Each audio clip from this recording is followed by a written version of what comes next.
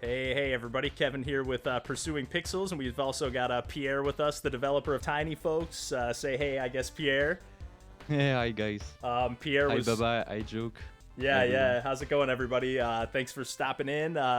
This is my first time ever trying doing something like this live. We were just talking about this earlier, and I was like, Pierre was kind enough to send a copy of this our way. I found his games a long time ago through just stumbling around, actually through the Ludum Dare game jam we were just talking about. He's got a game called Roots, so definitely check out some of his other games as well. But yeah, Tinyfolks just came out. Our indie game collective pals are also pretty excited about this game as well. I know we were all kind of like hyping this one up. Pierre was sharing some of the pixel art process like in our Discord and everything. So this is one we've been waiting for. I've played like 15, 20 minutes of it so far, and we'll dive in just a little bit. But yeah, obviously we've got Pierre here as well. Oh, Paradigm, speaking of indie game collective.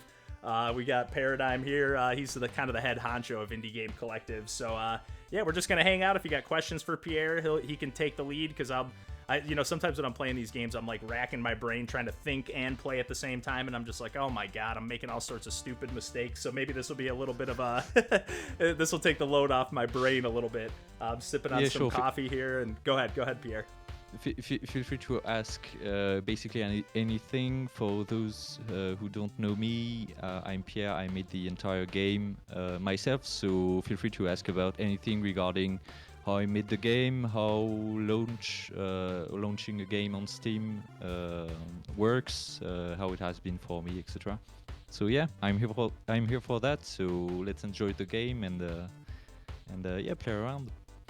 Yeah, I'm so excited to play this one. And yeah, I know Paradigm is, we were both like immediately, as soon as this came out, we were like, yes, Tinyfolks is out. I'm just making a quick retweet here, letting people know that we're live, and then we can probably just get rolling right into this if that's good with you, Pierre. Yeah, go on. And everybody else for that matter. And I think I've played. I was typing live in 5, and I almost typed in live in Pierre. Exactly what I'm talking about. Not thinking straight and playing a game at the same time. I can't even tweet and think at the same time. But yeah, like I said, I played just a little bit, but I think we should just start a fresh file. I haven't played enough to like really dig into it. I think this is probably like a bestiary. Yeah. Or no, these are like achievements. Okay, cool. Yeah. But yeah, this is available on Steam, which is how I'm playing it. Like I mentioned, I know our indie game collective pals, Paradigm and the gang are going to be checking this out as well. And got some basic settings here. But yeah, I think let's dig in. New game. Yeah, I didn't even type in the proper. I played 4 days though. I got a little bit sucked into this. I always like playing on the third save file, but let's do a proper. Got to do the triple V. King. Let's play on normal. Oh, see, I didn't even catch this last time. So 45 days, no time limit, 30 days. So it's kind of like there's like an overarching aspect of things as well. Yeah, sure. That has been like implemented after the launch because people wanted to play without a time limit, just to experience the game, being a bit more chill about it. Yeah. Sometimes strategy games, especially one like this, I've talked about it a bunch on the podcast. I think we'll start on normal here.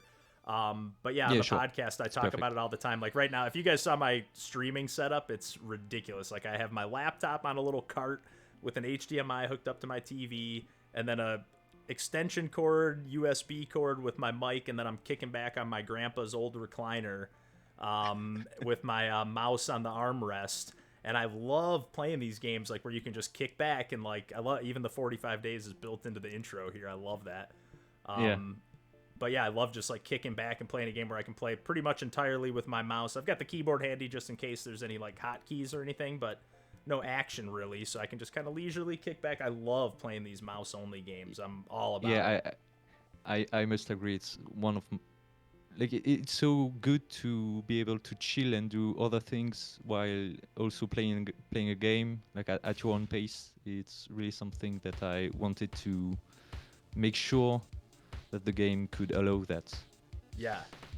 Yeah, I would say you did a great job in the little bit I've played so far. But yeah, it's like, and even like clicking the buttons feels like nice and satisfying and juicy. Like sometimes you can see a game like this and like, you know, things like you can tell it's kind of like, oh, this is like meant to be a touchscreen button or something, and it can look kind of like cheesy at times, and like that's just not at all the case here. Like everything feels like really snappy and juicy, and you get like a nice walkthrough on the tutorial here, kind of like, you know, you get your standard, or I shouldn't say standard, but there's a ton of games I feel like where you just get killed kind of immediately, and it's like, okay, you got time to start over.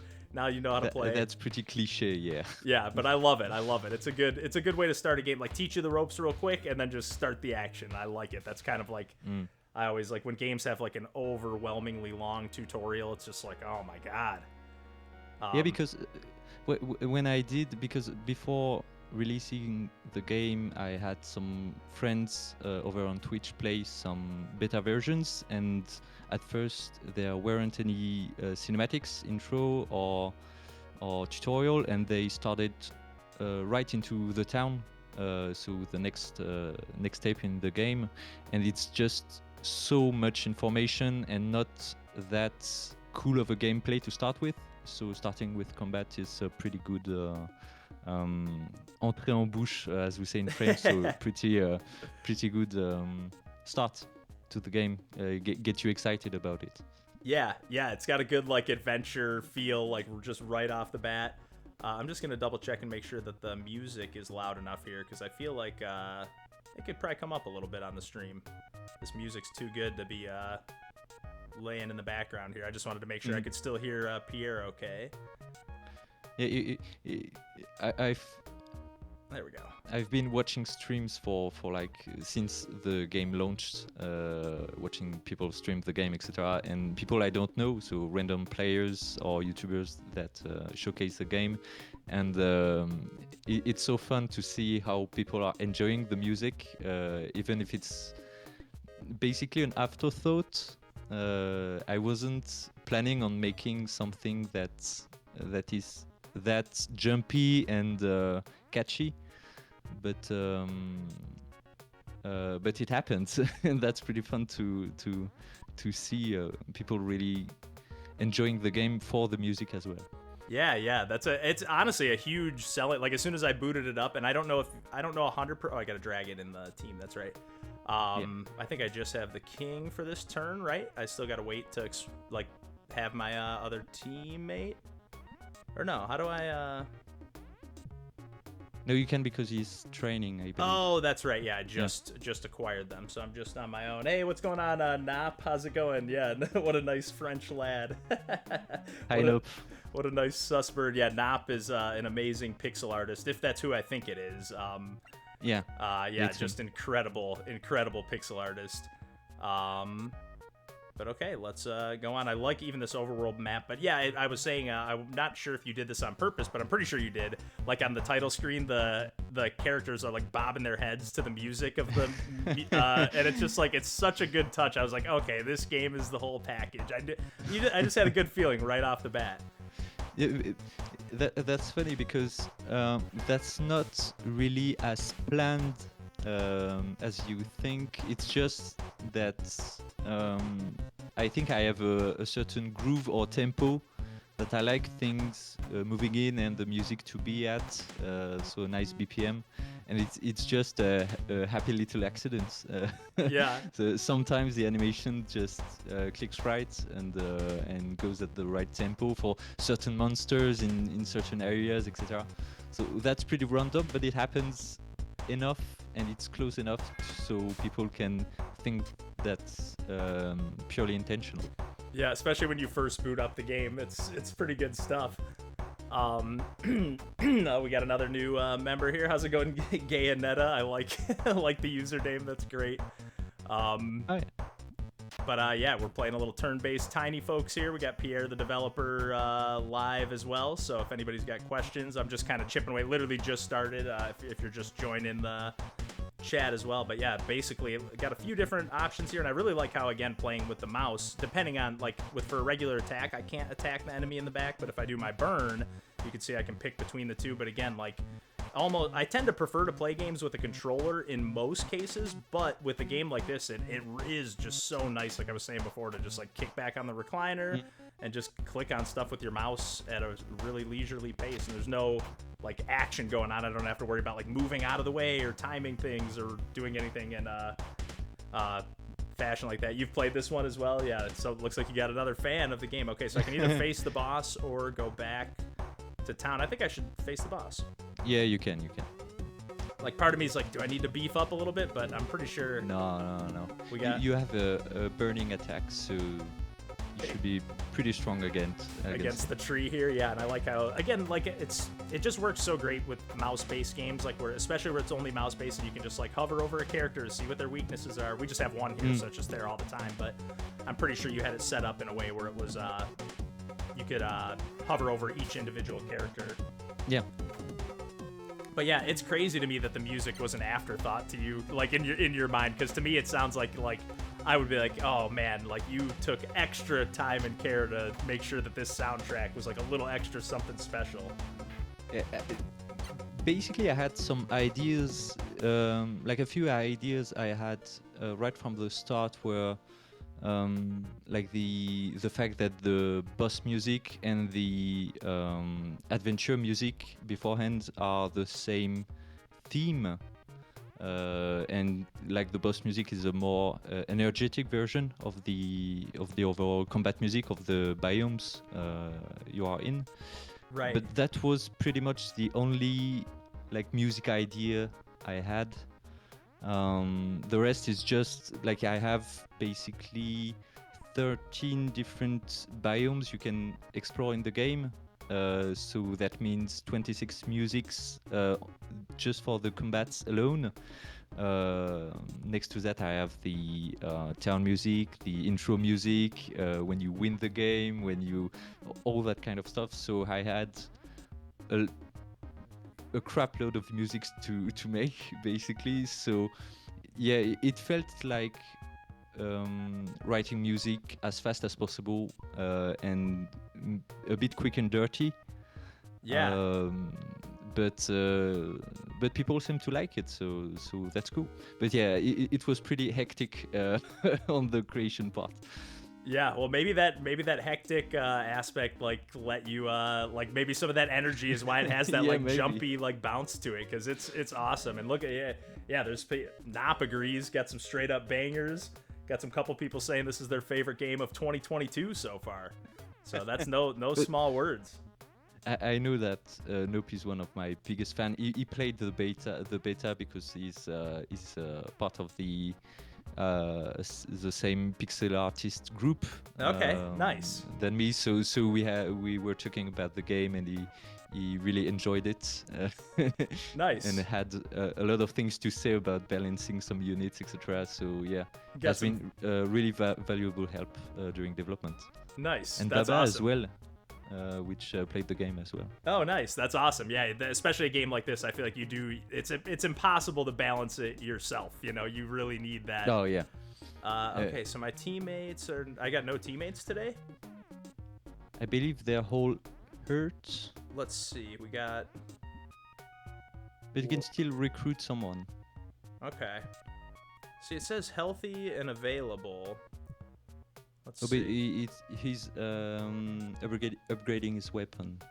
Oh, that. Okay, so that takes them out of play. Yeah. Okay, I see.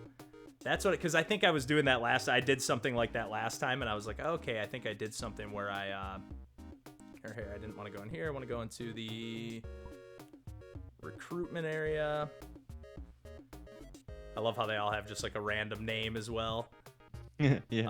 But it was a good opportunity to like shout out some people from the community and some friends, etc.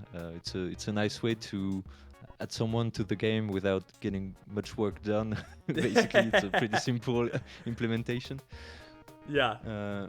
But since launch, I've made so that you can rename your folks. Oh, nice. Which can be pretty fun for like streaming if you want to name your folks after viewers or mods, etc.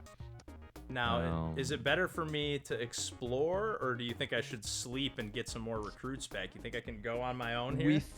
with a single farmer, I think you're better off sleeping and going with your warrior and king tomorrow if they are available. Yeah, I think that seems to be the approach too. So Yeah. I like how there's that extra layer. Like that, I get this is like the layer that I wasn't expecting this game to have. This like overarching strategy layer. I Yeah. was expecting it to just be like a kind of roguelikey, snappy, pick up and play, like quick run kind of base games, just based on like the artwork and what you had shown. So I was really kind of pleasantly surprised. It's like, okay, this is a more like kind of relaxed game. Yeah, I just really like the. It's more on the strategy side than pure grinding. Right. Right.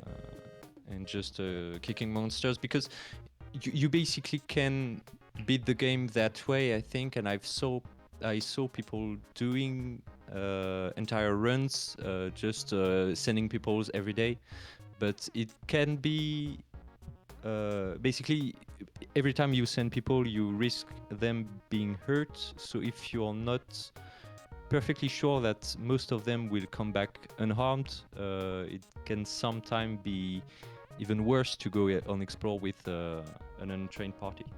Right. So my king out for 3 days. Okay, so I gotta wait believe out. so. Yeah. I gotta wait that out. Okay. I guess I'll do some recruiting again.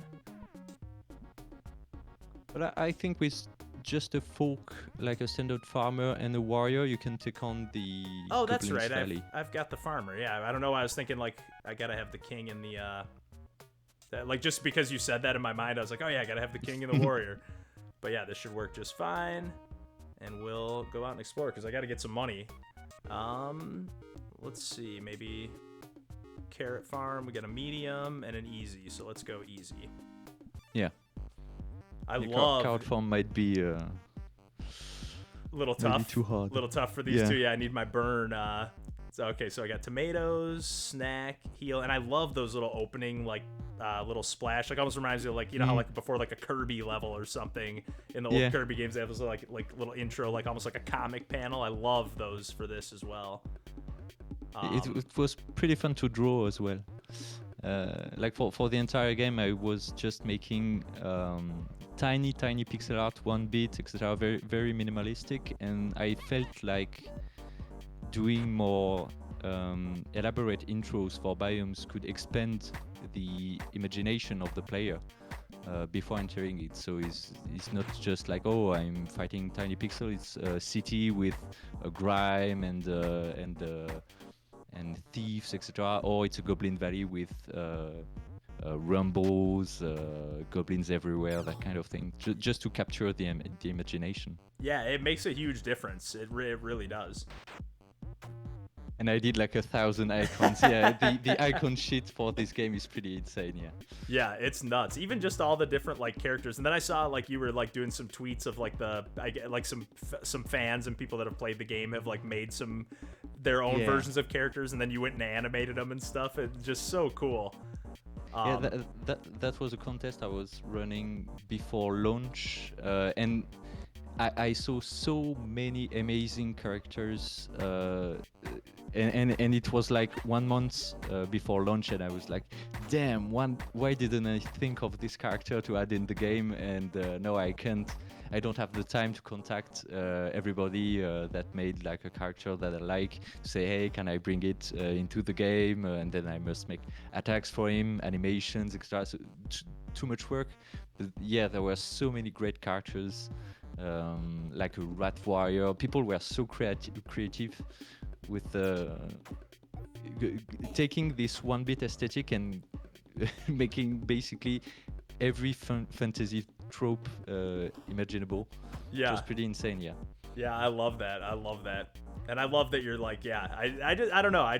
You can really tell there's a lot of love put into this game, and I love that people are seemingly loving it. Yeah, I love all these bosses. Just and the little touches, like you didn't have to. You could have just had it start right here on this screen, but no, you're gonna have the Goblin King carried in by their minions. Like, just so cool. I love it. it, basically the game was playable like 3 or 4 months ago, more or less. Uh-huh. And it has the bosses, etc. And the entire 4 months left, like the end of development, was just those tiny animations, finishing up the musics, making sure the game is balanced, making some quality of life updates, etc. So that's basically the game was pretty simple to make, like to make a simple game with. But yeah, it's all these little touches, and I'm still doing them after launch. Like people are keep coming at me with different ideas for. I saw Baba talked about the codex Yeah, in the yeah. chat. So having something where you can see all the folks that you have come across, or all the monster, the bosses, different biomes you've entered, etc. Yeah, like like a stat book or something like that. Yeah, Yeah, that and sounds cool. You realize that with an idea that simple, you can still expand it basically infinitely. So my main problem here is now, okay, what do I do? Where do I stop? Right. Right. But yeah, launch has been really great. Like feedback has been amazing. Regarding sales, it's past my wildest dream at this point. So yeah, I'm just ecstatic. Oh, about, that's about awesome this. to hear. That is really awesome to hear. Because yeah, it seems like there's like some hype around this game, like which is sort of weird. Like indie game, like there's just so many games coming out. It's like even games that do have a lot of hype around them, like they just kind of come and go. Like before you even know it, the next new game's out, and it's kind of cool to see like a bunch of like this game just, I don't know, I feel like it's got some staying power, especially because these type of games, like you do want to dig into them a little more. It's not just something you do have to kind of learn the ropes and like sink your teeth into it a little bit. Yeah, and we were discussing because since I'm doing like live development logs on Twitch every morning, I have the time to discuss with the friends and the community on what happened and why did it happen that way on launch. Where does the traffic come from? What might be some possible reasons why the game is doing that way, not just sunk after launch. And I think the main points, and it's just my ideas and point of view, but the price point is definitely a big part of the success of the game. I think it's just cheap, so people buy it because it doesn't represent that much of a risk. Right. If you know what I mean, like it's just $5, so people are saying, yeah, it's a really great experience, and it's just $5, so you should get it. Yeah, it's easy to recommend. Like, you know, yeah. even if you think you might like this, like, give it a shot. Because I'm always of the mindset. I know, like, you sent this game our way, obviously, but like, I'm of the mindset of like, if a game's $5 or $10, like, I'm kind of just like, even if I don't like it, if the dev seems nice and cool, and you know, like if you just get it, I'm like, I don't mind. You know, I'm happy to support the work one way or the other. And then if I love the game, you know, it's all the better. But yeah, Sure. you're a lot more likely to just dive into a $5 game if you stumble across it randomly, you know, as opposed to if you're like, oh, it's $20, okay, I'll wait till it goes on sale, and you know, I'm sure we all do that. You know, I can't buy every game at full price, so yeah. Speaking of the stuff that you had fans making, are you planning on like bringing any of that into updates in the future, or? Yeah, I have mainly some of my friends made really cool monsters. One for the Oasis with like an Anubis character, like the Egyptian god. Okay, nice. And that is just so cool, and he won the contest. So he won a free key. And there's another one, like a rat warrior, like a big rat. It's like Splinter in the Turtles. Teenage Mutant, in Yes. Turtles. But a bit more grim with a sword, etc. So for the city, that would fit like perfectly. So yeah, I have some some ideas, but I mainly only want to include those made by friends and people I can easily reach out to, saying, "Okay, I want to add your folk to the game." Yeah, someone you could easily get Because permission from and yeah, that you have a good relationship with, and yeah, that makes total sense. it's just easier. Yeah. Hey, how's it going? Mikoku-chan. And Hi, yeah, Miko. Nop said, well deserved success. Yeah, thanks for hanging out, everybody. This has been fun so far. I know I'm kind of chipping away and semi-learning the ropes here. I think I got to sleep for another night, too, if I'm not mistaken. Well, actually, you know what? Would it be worth it for me to go out and, like, can I replay biomes? Like, would it be worth it to go out there and, Yeah. like, just try to get some gold with my Can single? be worth it. Maybe at this point in the game, it's more worth it to go and kill bosses and make sure you have a strong party and make like small teams. You can start to.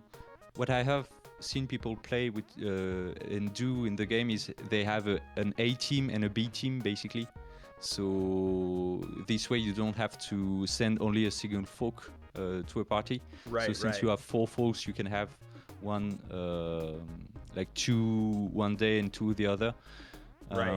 But one basically bosses give you so much more gold than regular playing at this point that it might not be a good idea just to farm the fairy forest or goblins. Right. Just not that worth it. Yeah, that makes sense to me. So yeah, why don't I just then upgrade? So if I upgrade right here, if I upgrade this sword with either of these characters, like, and then I sleep, they'll be available in the next day. Am I correct in thinking that? Okay, so I'm gonna do that. I think. Let's upgrade here. Oh, I like that you can stop it though. Like if you're like, I already spent it, but like I need Dennis. I like that. That's a cool touch. Yeah. I always like that in a game like this, you know, that decision making aspect. And then okay, so we got. Can be so frustrating if you've made the wrong decision by mistake. So as a game designer, you absolutely want to prevent that. Or to justify it. So Calm Night, what's the difference between Calm Night and just regular sleeping? You can have folk be hurt for more than a day. So this way Calm Night heals every folk in a single night, even if they are really, really badly hurt. Okay, so but you can only select a few of them. Okay, so I can take these two. Yeah, exactly. Or wait. Oh, here we go. Sleeping. Okay. And then... And the king will rest like as normal, and everybody will be available tomorrow, I believe. Okay, perfect. Here we go. Sleep. Hey, Turd Boomerang, how's it going?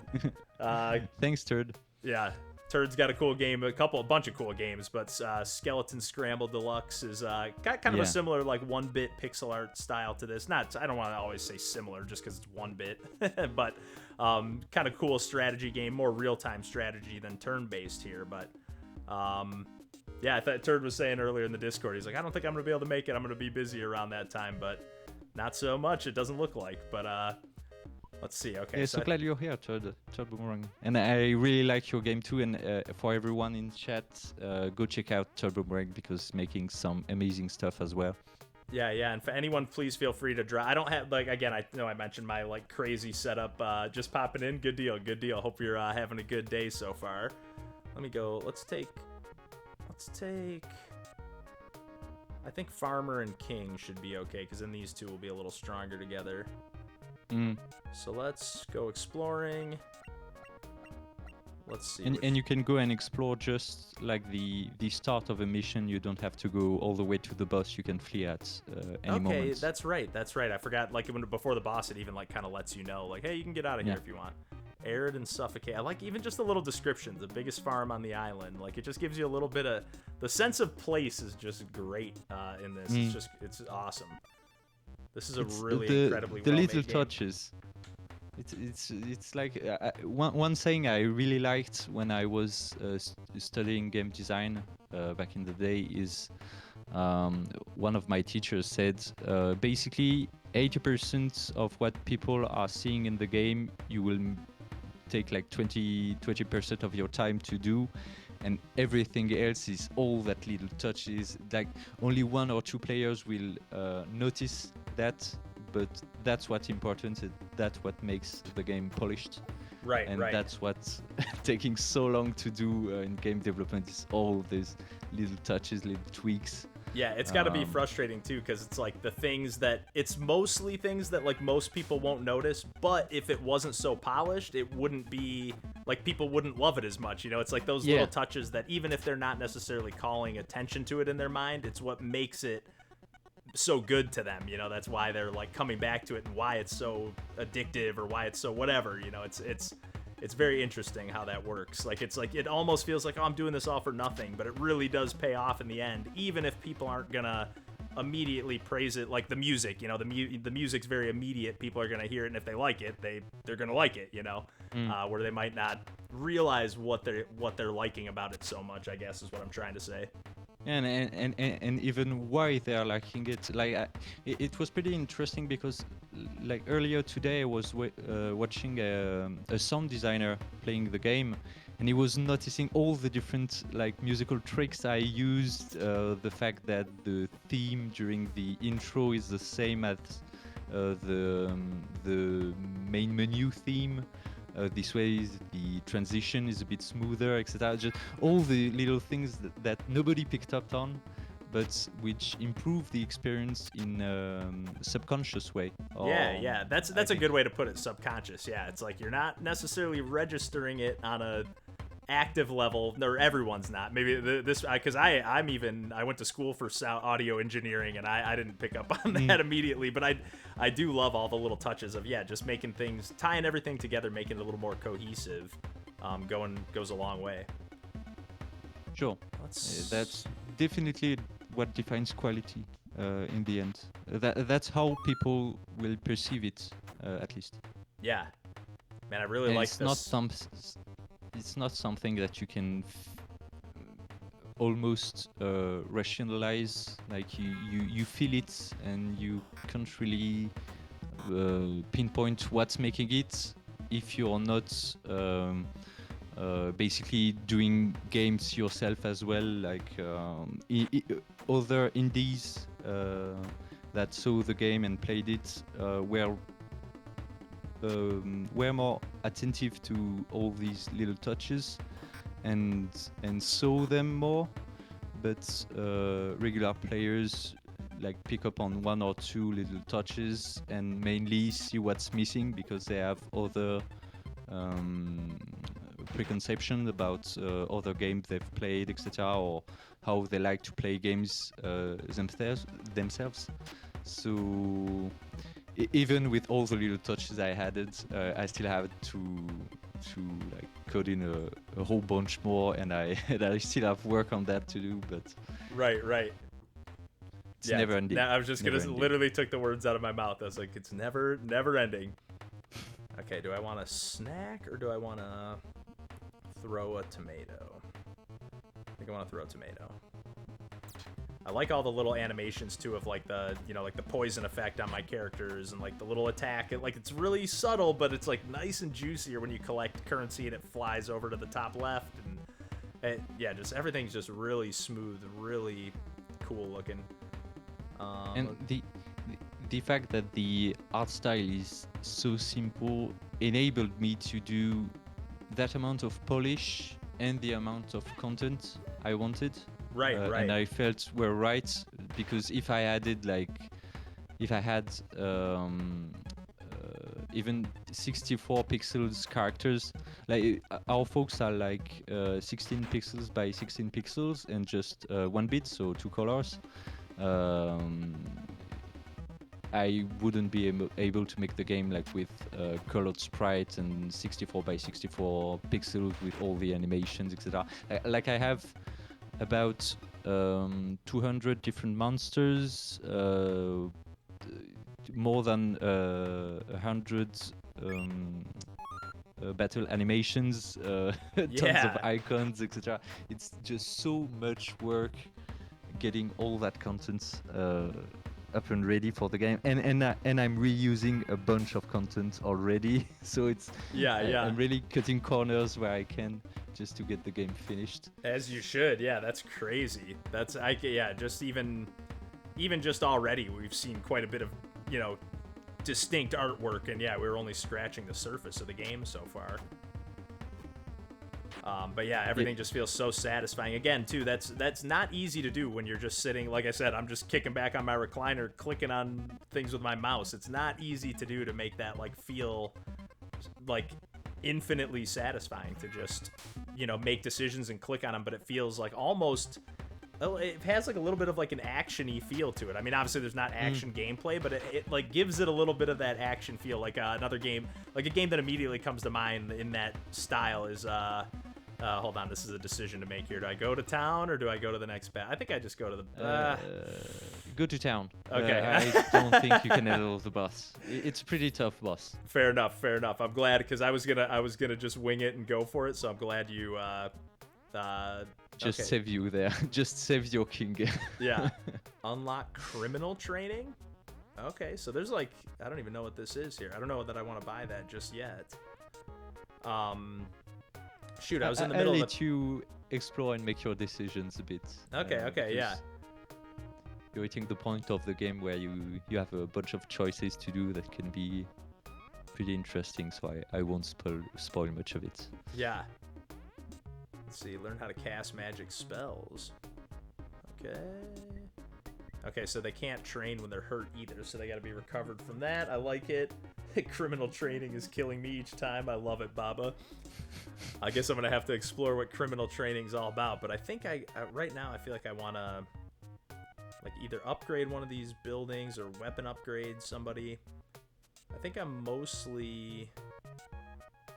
Okay, I got plenty of iron. Maybe I want to upgrade... This takes a day, though, doesn't it? Yeah. Yeah. Let's see. So I can do the farmer? Yeah. And then I should still have my team of 2 ready. Yeah, cool. Probably want to recruit somebody. Oh, but I think I was in the middle of saying, I can't recruit anybody yet. I gotta unlock or upgrade the building. Definitely can't do that yet. Calm Night. Might as well. But gun rounds from Blabber, now that I can finally get that sentence out. It's Blabber stuff is a game that comes to mind where just clicking on stuff feels really nice and juicy. And this game is a totally different style gameplay, but it has that action, just clicking the mouse feels really satisfying. And again, that's not easy to do. The buttons just feel really almost tangible, if that makes sense. Yeah, I think that's if I had to deconstruct the feeling about it, it's the sound, the fact that the button looks like a pushable button, the fact that it has depth and it shrinks down when you click on it. Yeah. And also the fact that the cursor as well is a custom cursor that clicks down when you hold down the mouse button. That goes such a long way for me. I always say it all the time. I know I've talked to a couple developers that have mentioned it can cause bugs in certain programs or certain whatever. But I'm always if you're making a game that has a cursor on the screen, you gotta have a custom cursor, because it just adds to me, it just kind of takes me out of, or it just reminds me that I'm just sitting at my computer clicking on stuff. Yeah. Where this I'm immersed even just clicking on it. It's satisfying. It doesn't even have a sound, and it's just satisfying to click on this thing. Yeah, totally agree.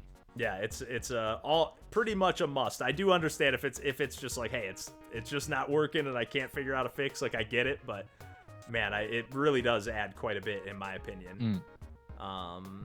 Let's see, just open that. Let's go components. Okay, so I don't even know what this is. Potion craft. Okay, so this is probably this has something to do with the temple, maybe? No. It's with the camp.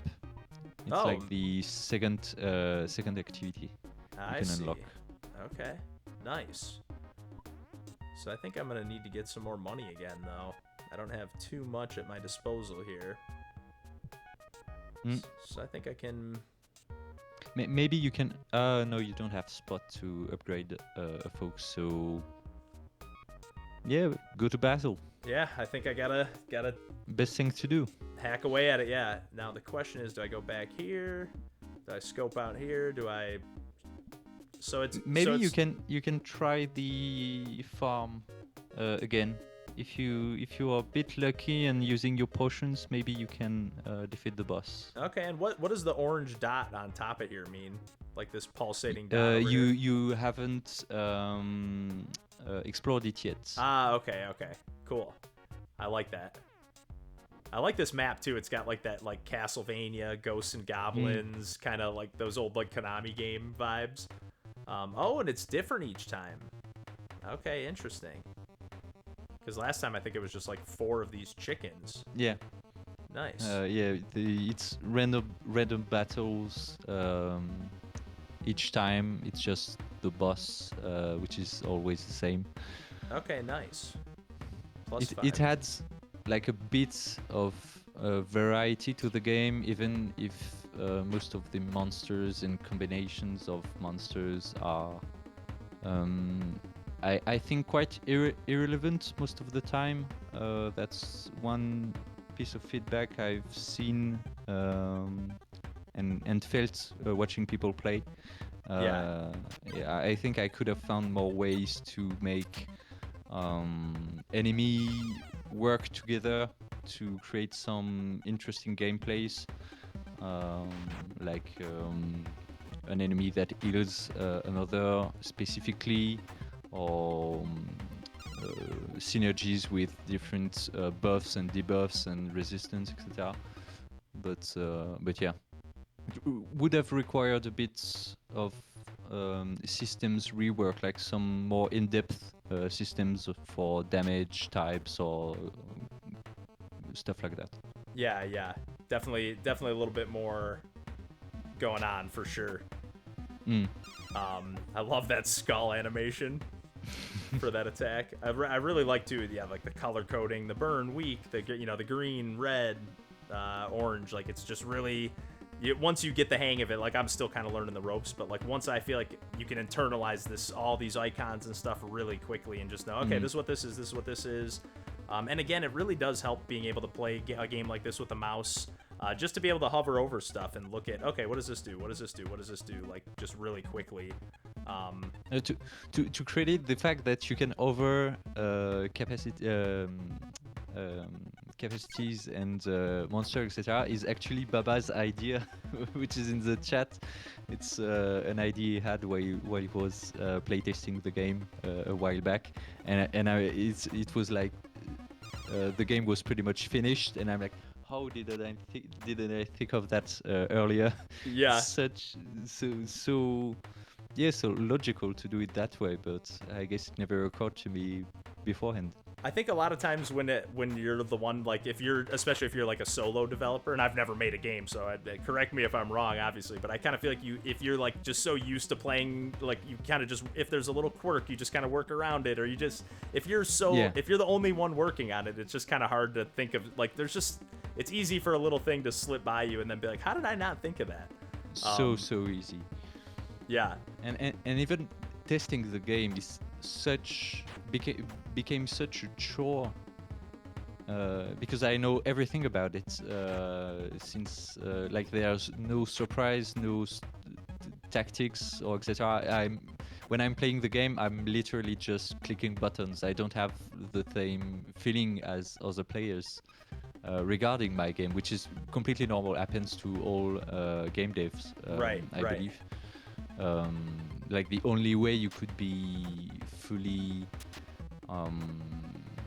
immune from that game dev curse is if you have something completely procedural like Minecraft, etc., or where the game creates content and features and mechanics randomly or organically. But yeah, for all game dev, you can play your game. It's like the number one rule. You're never able to play your game and enjoy it. Yeah. Once it has reached a certain point, I think. At first, you're really into it, like you're prototyping, trying out things, etc. And once you've spent a few months on the game, all the features are there, and you're just like bug fixing, adding some quality of life improvements, etc. You become so numb to everything about the game. You're just getting a feature done, getting the next feature done, trying it, testing it. It lose all charm. Like I have maybe 200 hours of gameplay on Steam recorded of me Right. just trying the game and playtesting, etc. Yeah. No, Coding the game is the real game for us. Yeah, totally agree. Yeah. We don't play the game. One thing I like to say is This is a cool looking boss. making game. Oh, I love the Taurus. Yeah, this is like the bull is so cool. So The cool. really bold, like white outlines, just really cool touch. Sorry to interrupt you there, but yeah, I was just like, I gotta call attention to how cool this looks. But yeah, and I think Baba agrees with me. Is making games is the best game ever. So yeah. That's why you don't see many game devs play game as much. I was just gonna say, I hear that all the time. Like players, the only thing, like I hear it. It's that's like the only complaint I ever hear from game devs. Like they kind of say it like, oh, I wish I had more time to play games because I'm just making games all the time. But I get it. Other than like if you're, and even when you're playing other games, you're probably playing them like thinking like, well, how could I implement that into my game? Like you're not really playing it for fun. You're almost like researching all the time. And you have some of my teachers call that game designer vision. When you play certain games and you see certain tropes, for example, the example he was giving was Metal Gear Solid, I believe. Didn't play it, but when you had branching path. Before an encounter with enemies, the game always gives you an health pack and munitions, like in the room right before. Yeah. And it just like so health and munitions. Okay, there are enemies right after. I'm turning around and taking the other route. Right. So that you can kind of decrypt the way games are made after a certain point, but pro players do it as well. I think we are more attuned to certain bugs. Again, pro players and players that play a lot of certain genre can tune to that as well. But I think it's easier for game devs just because we know how most of the things work under the hood. Yeah, I can only imagine that gets to the point where you're just constantly analyzing everything you're playing. Whether even if you're not playing something where you're like maybe borrowing ideas for something you're working on, it's still like something where you're like, that's an interesting choice, or how does that work on a coding level? Like, just being able to peek behind the curtain a little bit is just interesting, because to me, like all this stuff, like, because we in our Discord we have quite a few developers that hang out, and it's like most of that stuff just goes like right over my head.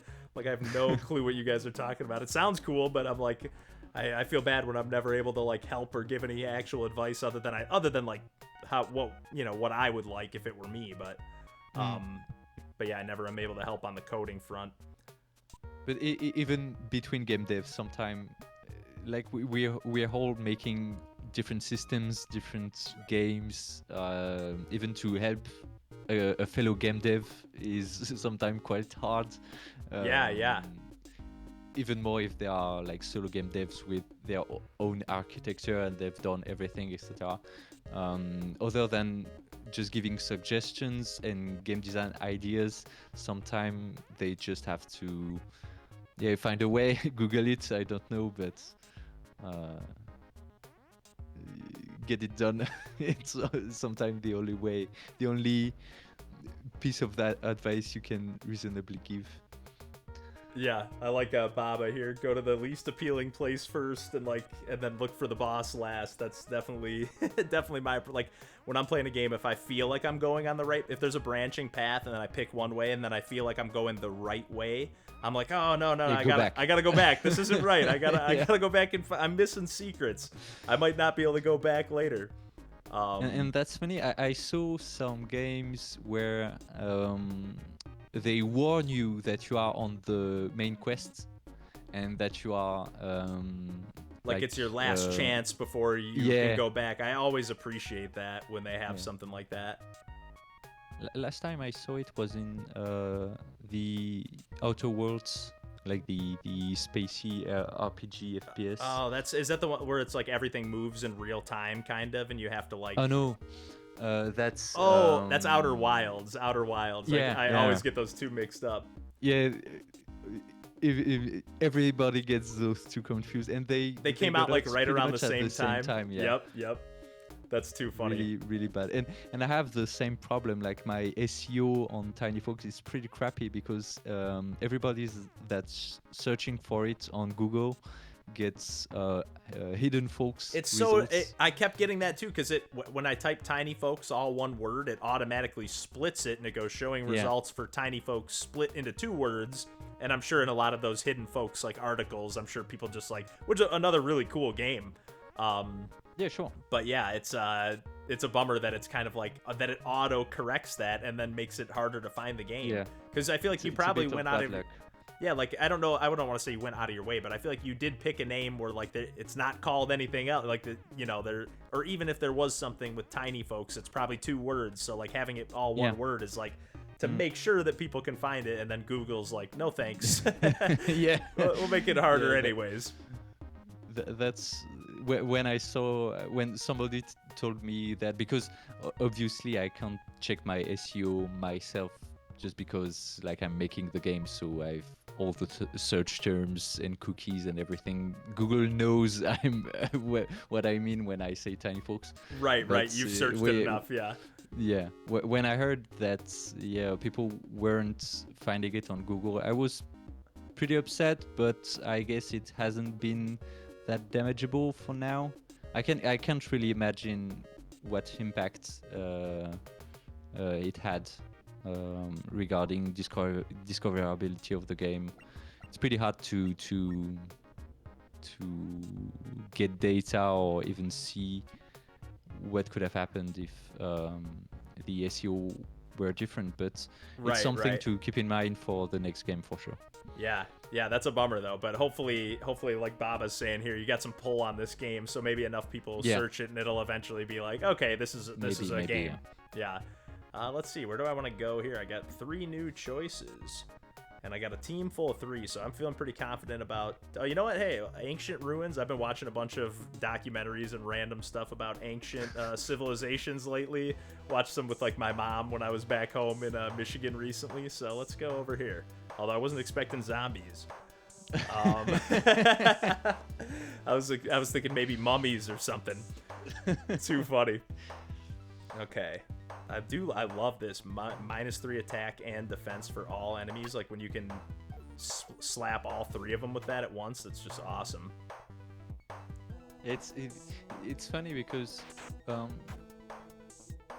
I felt like the game was only for tactical and strategic players, but the fact that I'm not a really hardcore strategy game player, like I don't play, like I'm more of a chill player, making bad decisions, etc., but living with them.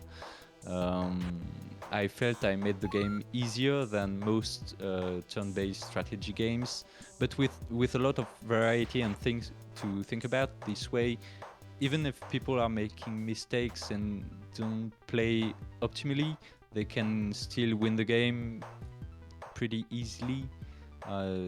So people have all sorts of different experience during combat, where some people feel like some attacks are really powerful and other people feel like that attack is complete crap. But that depends on what type of party they have, what folks they have in their town, what synergies they can create with some folks and other folks, etc.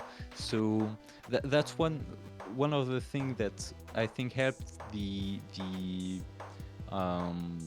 growth of the game is people were seeing streams or videos about it, and every let's play is different because everybody will take different paths, bring different folks to war, have different favorite classes, etc. And everyone, I've not seen a single let's play that played out even remotely the same. That's Everybody awesome. has different parties, etc. So I believe that helped a lot. Also enjoying Let's Plays for regular viewers, because you get attached to some characters. Some people were telling jokes about their names,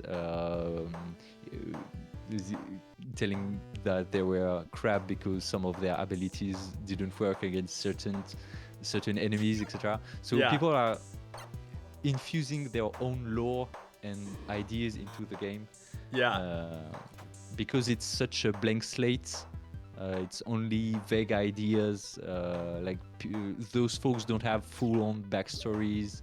It's just like it's Woom and his warrior, and yeah, he smites hards and all things like that. And people, imbued personality Yeah, they can to just kind them. of goof around with it, and yeah, and again, because it's not like that, like you were saying before, like because the strategy isn't like, I don't mean this as any kind of slight, as like, but it's not like so intense that you have to overthink every last decision. Where you're like, I mean, I'm sure I could be thinking about some of these moves a little bit more here, but Yeah. like, you know, you don't. It's not, the pressure's not on. Like, it almost feels like a game, especially once I saw that like day limit that was implemented.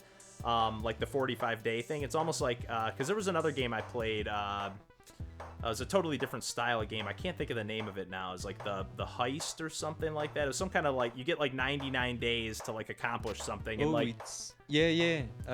it's like a 2D I think I see the platformer. game. Yeah. It's like it has a Yeah, really yeah. cool. It's almost got, it's got kind of like a French art style to it. Like it kind of reminds me of like Paris.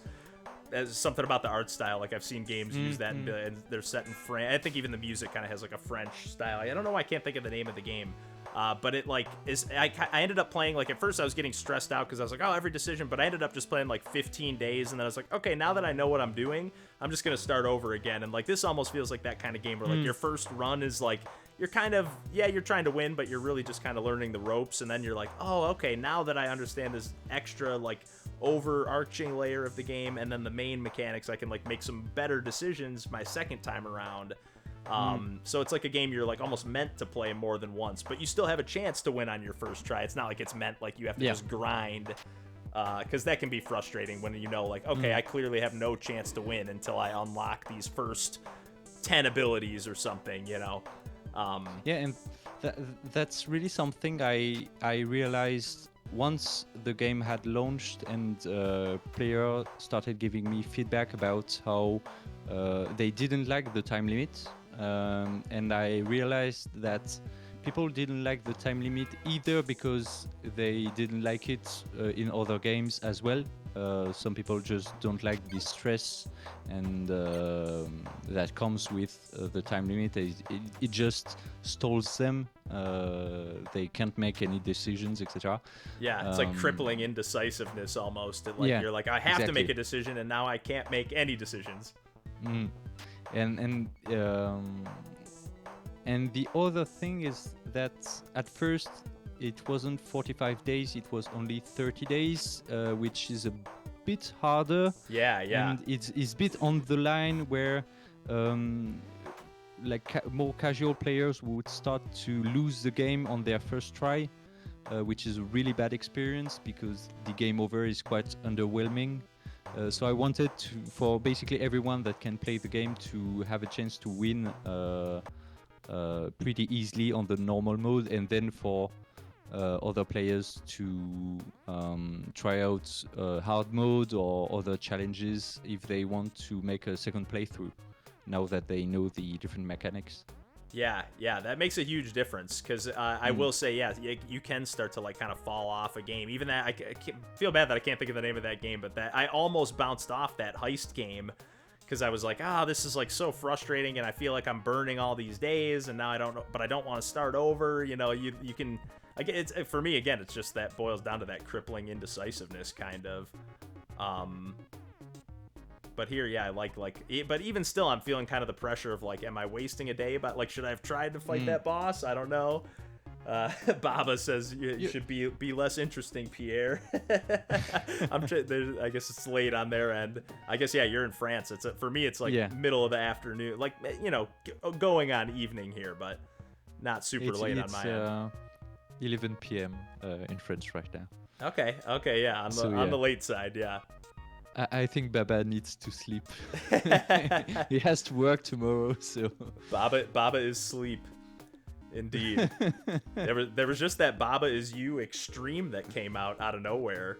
I don't know if you Oh, I saw didn't that, but saw that. it's like a free Didn't to saw play, that. like apparently just like extra hard levels of our pal Cardboard Moon, who did all like the frog emojis that we have, the pixel art on those. He Awesome. mentioned in the Discord, he's like, hey, he's like, I've actually never played Baba Is You yet, but there's a sequel apparently out, and yeah, apparently it's like extra hard, which the game was already extra hard if you ask me, but Yeah, I do agree. Very, I think I never finished it. yeah, I got to like world 3 maybe. I don't remember how far I got, but I definitely got to a point where I was like, I am just hitting a wall. Like even like Yeah, I solved a same. couple that where I was like, I don't even like I figured it out, but I don't even know how I did. So I think it's best for me to just throw in the towel here on Baba Is You. But it is a brilliant game, and I'm sure even from a game designer perspective, it's even more like, oh man, it's almost like you're coding while you play the game. It's so cool. And it really shows how it's one of the perfect example for depth in simplicity. Like you have one simple idea but can be extended to so much depth, like you only push around boxes and it changes the rule of the game, but that expands to wild programming tricks and puzzles and mind-blowing experiences. Yeah, and I love a game like that too, where it's like it's obviously just a single player game, but like you can really kind of play like with friends, and like just somebody watching over your shoulder can just kind of look and say like, oh, try this, try that. I really love a puzzle game like that. I feel like Into the Breach had that as well. Like you can spend a lot of time just speaking about tactics. Most of tactical game and puzzle games can have that, like coach co-op, but as a single player experience, which is pretty cool. Yeah, we got I'm such a fan of this game. Hey, hi Nero. I know, I'm trying to read that Nero Salius. Yeah, I'm a fan as well. This is I played about 15-20 minutes of this before we did this stream here, so I just kind of like got the ropes. I was like, oh, I like the vibes, I'm digging the vibes for sure. And then Pierre was kind enough to not only send the game our way, but to jump on for a stream here, which this has been a blast so far. I gotta pay more attention to this, immune to bleed, because I wasted a couple attacks earlier. I know you mentioned like some people were mentioning like talking trash about their teammates, like like, oh, this guy can't even attack anybody. So let's see, should I throw a tomato, or let's just go regular attack? I think I'm burning some of my magic a little bit too early on. This feels like you can think for half an hour to play a single move. Yeah, it really is like that. You're just sitting there staring at the screen. It's one of the reasons I've never done like a video. I guess it'd be good for a stream, but I've only kind of recently started doing more live streams, but I was always like kind of nervous to do games like that where I'm literally just sitting there going, like the whole time, like, what do I want to do here? And what about future DLCs on this game? The main, like, I'm at first when I was making the game, I thought about DLCs, but now that I'm on the more technical side of Steam, like DLC seems like so much of a trouble, and I think I would be much better off just making new content as is for the game, and maybe getting the engine that I built. Like, it's Unity underneath, but I was gonna say, you built a custom engine too? Jeez. No. It's like, but basically, I have Unity, which is the base engine, but I also developed a bunch of like the turn-based system, the way the upgrade works, the different Tinyfolks, the battle system, etc., that I can reuse and make a completely new, like exactly Tinyfolks with a few tweaks and maybe different settings. I spoke a bit about Space Folks, which I think could be a really cool games with like a few twists on the way Tinyfolk works. but with basically the same system under the hood. So that's what I'm thinking about on a more long-term, like new projects, and for new updates for the game, new biomes, like adding new monsters and biomes, etc. And you expand the exploration part of the game, which is pretty short. I had players say that the exploration part and overall game is pretty short, so I could add some content to improve that, and also add new folks, mainly by making so that you can upgrade the king as well. So have, for example, a king mage, a king warrior, etc. Oh, I didn't even notice that, but yeah, that would be really cool. Yeah, hey everybody, looks like we got a couple new people chatting as well. Got some of your pals. Lithium is one of my best pals. Nice, that's awesome. I love how supportive. I mean, there's always a few bad seeds around, of course, because I feel like whenever you see people talking about indie games, it's usually people like complaining about something terrible that happened. But for the most part, it's like it seems like the indie community is like so supportive of one another, and like it's really awesome. At least what I experience on from the outside looking in. And I love to see it. Yeah, every time I hop on a stream or do anything with a developer or anything like that, it's just like I've met some of the friendliest people since I started doing this, pursuing pixel stuff. So I'm sure it's really cool. Yeah, the community. I know a lot more the French game dev community that I know the English-speaking community on Twitch. But yeah, the French game devs scene on Twitch and even on other platforms is just amazing. Like all the different game devs, and you would think we wouldn't be that many in France, but we are still like I think I can think of maybe 15 or 20 different game devs, French game devs working on games regularly on Twitch. So we get to know each other and play with each other's games, etc. Give feedback. Throw raids at each other, and pretty much everybody knows everybody in the French game dev scene, which is just awesome. Yeah, that's great people. That's fantastic. Yeah, I feel like there's like a lot of I see a lot of just coming out of like other like Brazil. I feel like has a really like strong indie scene. Like I'm always seeing indie games coming out of Brazil. I'm like, oh, they're out of Brazil too. They're out of Brazil. And then I'm a huge fan. Anybody that watches any of our stuff or listens to the podcast or whatever, I mean, I'm a huge fan of the Punk Cake stuff.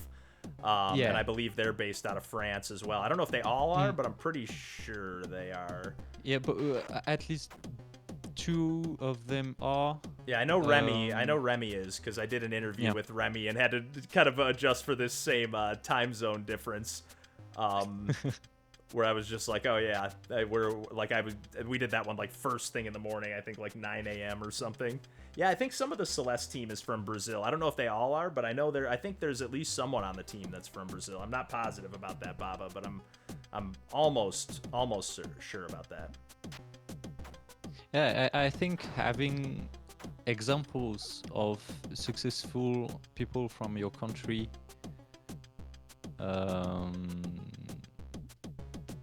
like making indie games can drive a lot of other people to do the same, which is great. And you see really amazing games and novel ideas coming out of communities like that, and having more and more Western people in game devs just adds so much variety to the entire field. Yeah. So yeah, it's really good for the craft, I think. I agree. Yeah, and it's always inspirational to see like your fellow pals or whatever, people from doing the same thing and kind of making a splash in the scene is always cool. And yeah, Punk Cake is certainly making a splash. And yeah, I think you're making a little splash with this game here too, to be honest. It seems like everybody that's popping in is like, I love this game of the year. This game's amazing. Oh, I love Tinyfolks. The music's amazing. Like I haven't heard anything negative. And granted, I mean, I personally try to keep as positive as I can. I mean, that's one of the reasons I was like, I'm not here to review games. I'm here to recommend games. So I try to like vet things out before I, it's a rare occasion where it's like, okay, with something like this, like I've played some of your other stuff. Like I kind of know I'm confident going into a live stream having barely played the game because I'm just like, okay, Pierre knows what's up. But yeah, I pretty much try to stick to just recommendations because there's just too much negativity out there on the internet and just in the world in general as it is. So there's just no point in adding to that. And I believe it's way more effective to recommend the good stuff than to just criticize the bad stuff, or at least criticize just for the sake of it. If you're doing it constructively to help the other devs, that's perfectly fine. But just to be negative isn't that useful. Yeah, it's not really helping anybody out all that much. Let's see. Yeah, being able to talk to other as easily as we can on Twitch is pretty awesome for the creative drive. Yeah, totally agree. Yeah, I gotta imagine. Yeah, I always wonder how that works because, like, obviously you don't have the action of a game per se. I've only ever like ducked in really quickly to game dev streams, and most of the time I've done that, they've been like checking out like game jam stuff and like playing other people's games. So like, it does seem like it'd be like I think I'd be too self-conscious. Like whenever I play a game that's like a little too slow paced, I think I was talking about that earlier. I start like overthinking like what I'm talking about, or that I'm just like I just start overthinking myself when I don't have like bumping tunes in the background to kind of like cover up anything stupid I say. Basically, and I think that's pretty much the same for most game dev streamers, is that you're pretty much doing it as an open space. How do you call it? Something to replace the open space, since we're basically all single indie devs or working in very, very small teams. Having some people every day that can cheer you up, make you go up from bed in the morning because you have to start the live and start working on your game, etc., because people are counting on you to finish it. Yeah, that's a really, really big drive. And also just to give feedback, when I was making these vulture sprites, for example, people were chatting about, maybe you could add this or you could add that, or this part seems a little bit weird. It happens much more when you're doing art, and especially pixel art. People are always giving ideas and suggestions and giving feedback, or even since we have some pixel artists like No Pixels, or Baba Debois is a really amazing pixel artist as well. Giving each other tips and tricks really, really helps. And just the motivation to have some people to talk to every day and know how the game is going, getting along. They have been a really, really great help during development. And especially, like, I feel like game dev in and of itself can already be a kind of like isolating process, I would imagine. Oh, yeah. So, and then on top of that, the pandemic that we've all been going through, it's like I can only imagine that that's just like a nice thing to look forward to regularly, is like, oh hey, because I know, even just hopping on like our Pursuing Pixels Discord and checking in with the usual folks that are, hey, working on this game, or just catching up, hey, what are you playing today? Like, it's just a nice thing to look forward to, even in a text chat form. So yeah, I love it. Sure. Baba said it's like having an office with friends but on the internet. I love it. Yeah, it's exactly that. And it's fun because for example, Baba is really a big streamer of the community I'm part of. Nice. And feel free to share any links if you would like, Baba. I don't have the ability to do that handy with the setup I have, but if you want to share anything, feel free while Pierre gives you a shout out here. but the it's pretty cool because I usually stream go live during the morning, and then I have lunch break, and then Baba starts his live the afternoon, so I have basically my whole day of work with friends like I'm in an office, but we're all doing different projects, so it's kind of different, a little bit more chill, but really good. Even since I live in a house pretty isolated in the mountains, like in a forest, so I don't see many people every day, apart from my girlfriend and other friends, etc. That might come to the house. But yeah, being independent alone for like 7 months, like I've been working on the game, having people to chat to every day is just priceless. Yeah. Yeah, I can only imagine. And like you said, when you're getting into those phases of like play testing the game and just running through the motions of like making sure things aren't breaking and like having that extra motivation of people like that are still pumped for your game when you might be feeling like, is this even good anymore? Like, I don't know. I don't even know how to disconnect from it anymore. It's got to be nice to have that. Yeah, sure. I think the chance of any game dev dropping out of a project significantly lowers once you start doing it live and regularly, and you have people really hyped about it, because yeah, you just want to make the game so that your fans can play it.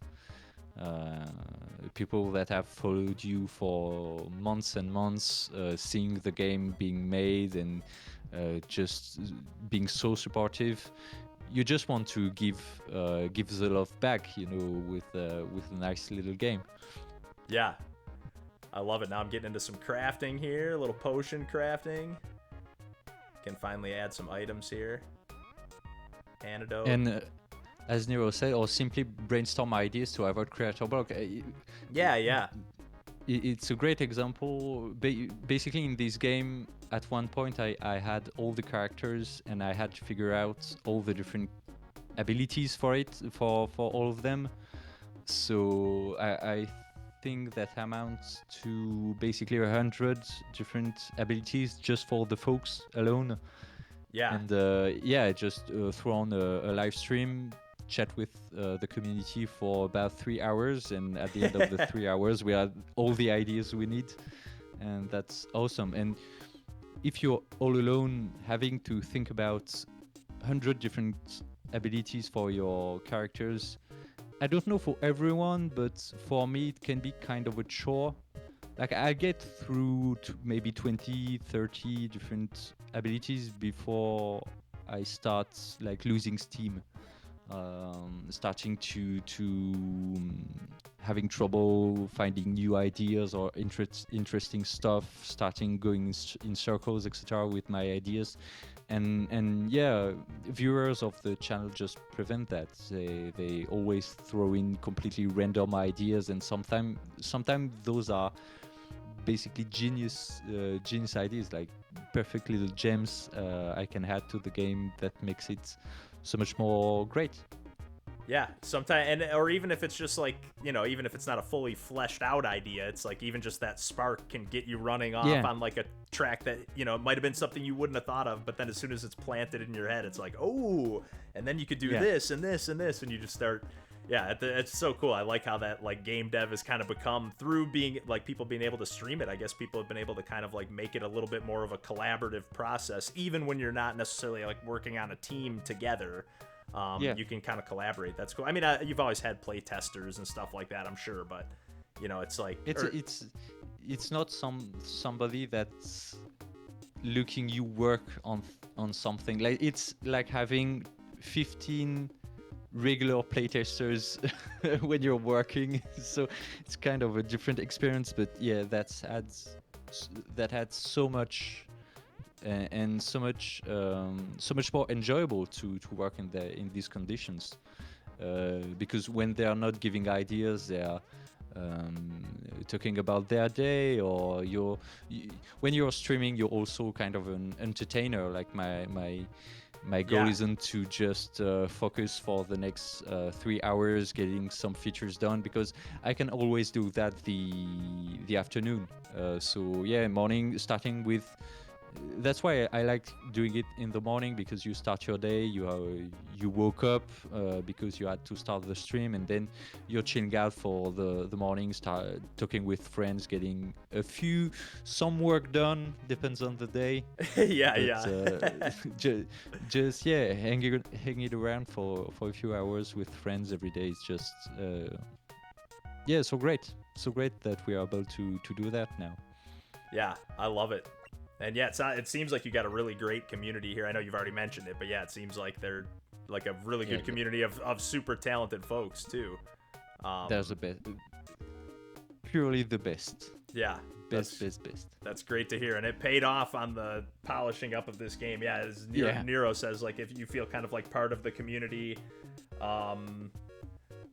yeah, have a great community and have awesome moderators. That's no kidding around. I just had to recently set. I don't have anything like I never have too much chaos going on in here where I've had to have that, thankfully, yet. But I just had to change it to where like you have to be a follower to activate or to talk in chat, because like I was just getting people, you want 1 million followers, or just getting all those like crazy basic links. Bus. Yeah, it's just like I don't know who they get to actually click on this stuff, but it seems crazy to me. I don't know. Like, it seems just so immediate. I love that little intro. Oh, yeah, this witch on a broom. These enemies are so cool. Like, it really adds so much to the game, having all these, like, having so many different characters. And even, I just love that even the real estate of the screen, like how you have, like, kind of like the top bar of like, where the action's going on. And then, it's kind of, I don't know, it's still really eye-catching, even though more than half of the screen is basically a UI and menu. It's kind of great. It's pretty impressive. Yeah, UI was really, really hard to get right for this game. It changed all the way during development, and still changing today. But basically because I wanted as much as possible to get the pixel size consistent all across the board, so text shouldn't be that small, like the basic text. The really small text, 1 pixel on the font isn't like 1 pixel on the other sprite, etc. Yeah. But everywhere else in the UI, 1 pixel is 1 pixel. So okay. At times, like the tiny +3 attacks icon under like the zombie, right under. Yeah. That's just 4 pixel wide, the icon. So you can imagine I'm not able to convey as much information as I would like, just because I don't have enough space. But you don't want to clutter it up too much with like if you put too much information on there, then it just starts to look like a mess and too confusing. I think the fact that I couldn't put information everywhere in the end helped the game being more legible, because I had to be really careful about what information I was giving and where I was showcasing it. Yeah. Like it led to a really tough design decisions, but these decisions that overall made the game clearer. And as I said, if I had made the overall sprites, etc., much bigger, like 2 times bigger, the game would have taken like 4 times the length to make. So I just struck the balance, I think, with a bit of luck.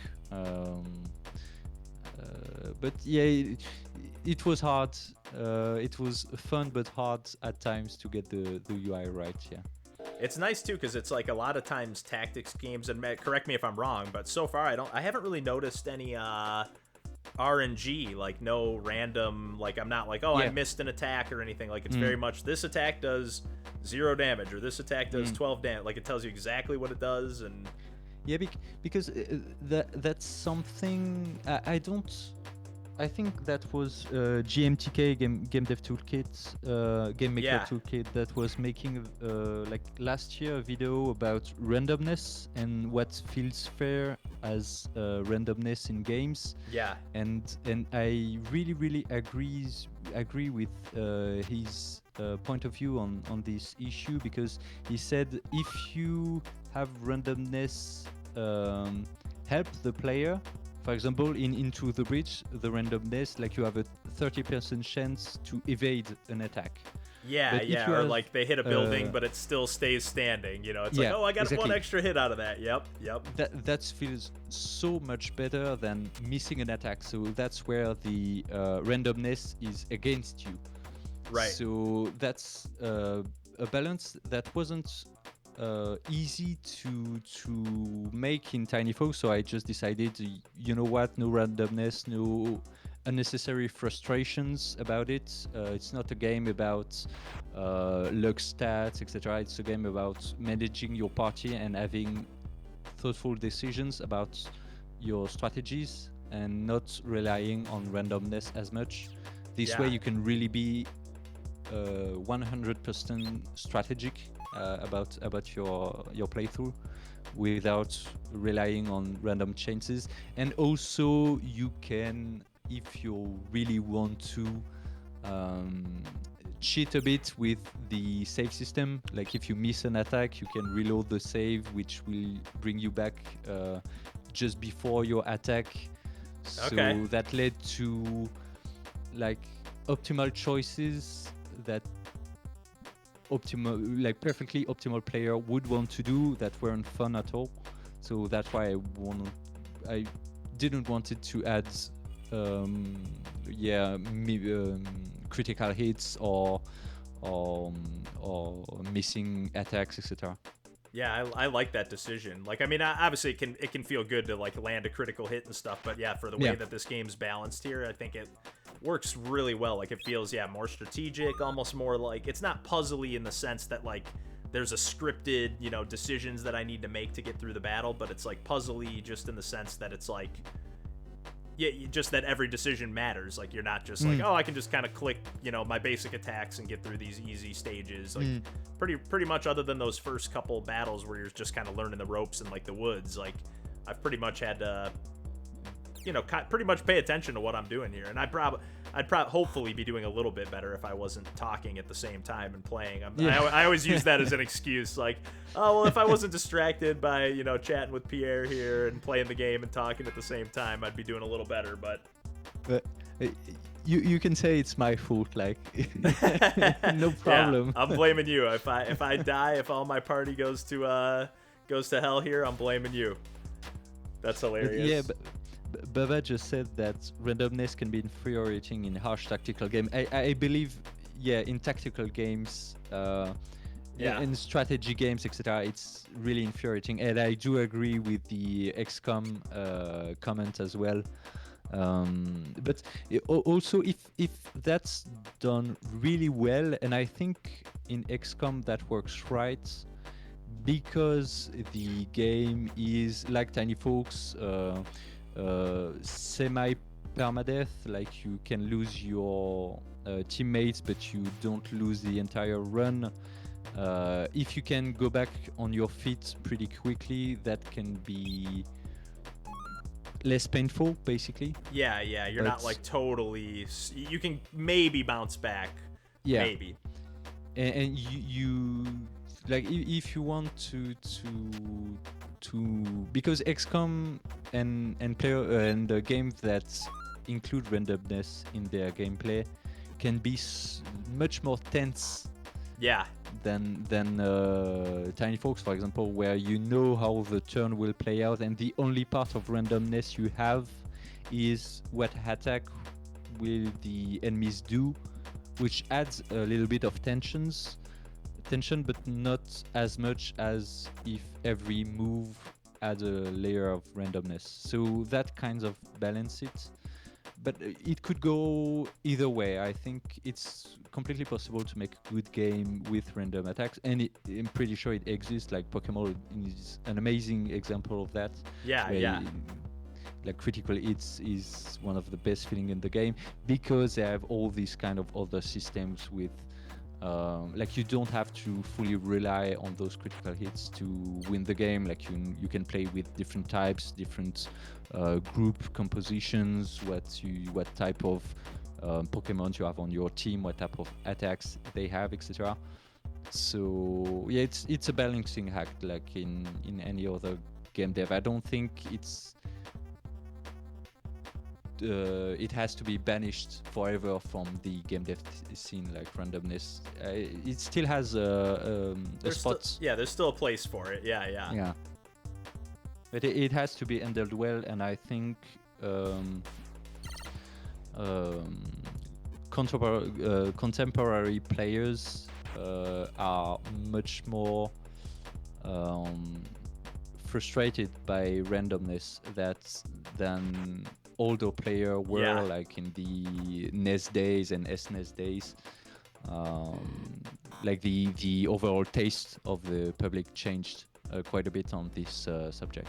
Yeah, I agree with that big time, because it really seemed like, especially when like the the roguelike spin-off genre or whatever kind of took off, it really, to me, in my mind, it kind of like almost like kind of not replaced arcade games, but it replaced that feeling of like pumping another quarter into the machine, like let me give it another try, like, because I got into playing those kind of roguelikes like through Downwell was when I really got into playing stuff like that, and it was like, amazing, man, this game. Really, it's maybe my favorite game ever. Like I love that game.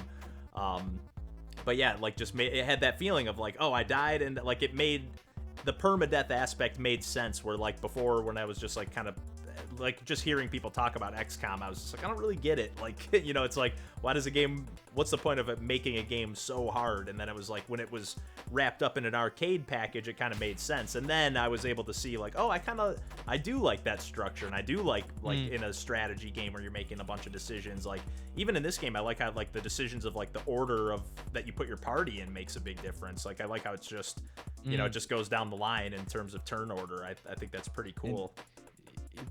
That like it's I have an image when I think of this kind of design decisions. Is you want your game to be quite like, if you think about a pond, you don't want your game to be really shallow but very, very big, like a small salt lake with a really, really shallow waters. You want like a really big well, something that really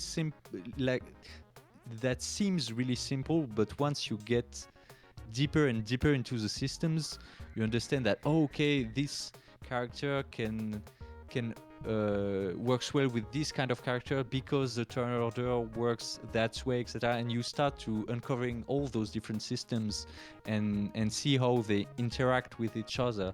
And that's how you build mastery in the game, and that's what feels really great when you play those kind of games, roguelikes or roguelites or tactical games, is you start and earn mastery of the game, and start and thinking about all the systems like you know them by heart, so that you can have much more interesting decisions to make, trying to play optimally. That's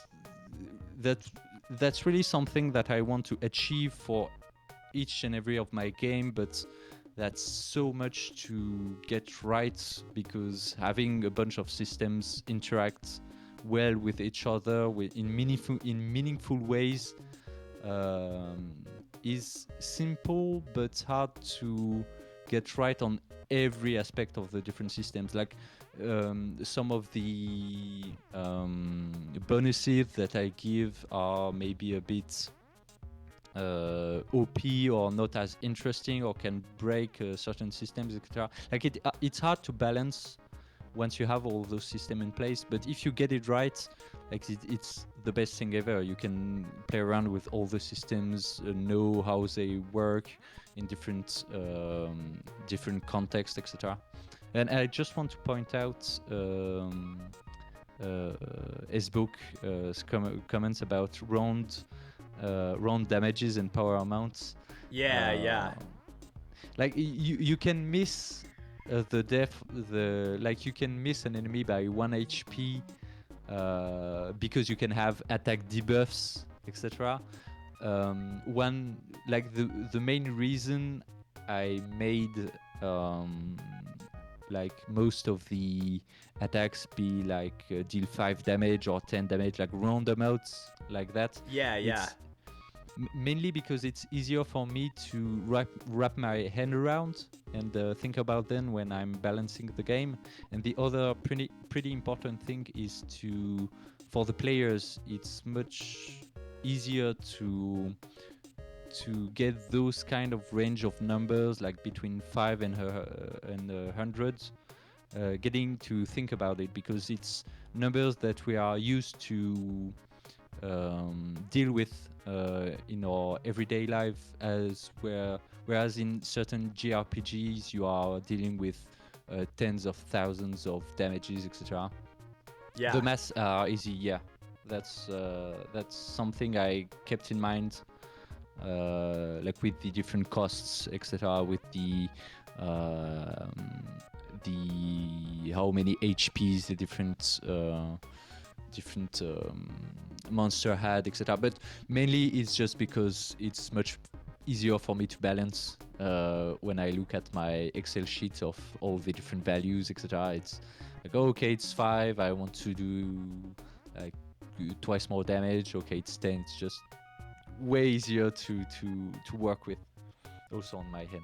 Yeah. Well, both on the developer end or development end on your side, but on the player's side too. You know, you don't have to sit there thinking like, is that going to kill the enemy or not? Like, I actually really have.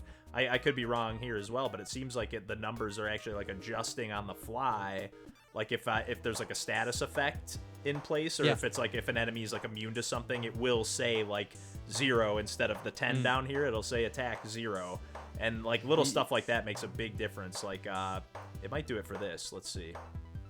It could be better. Like for example, it doesn't change for the target. So if the target has defense or is immune, it won't show that you do 0 damage. So that led to some player didn't understand why they were doing less damage or more damage. But yeah, if you have like attack buffs or a better sword or some artifact that boosts your attack.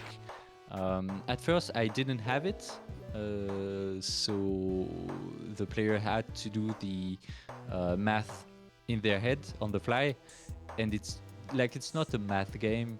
It's a bit of a math game because you're doing like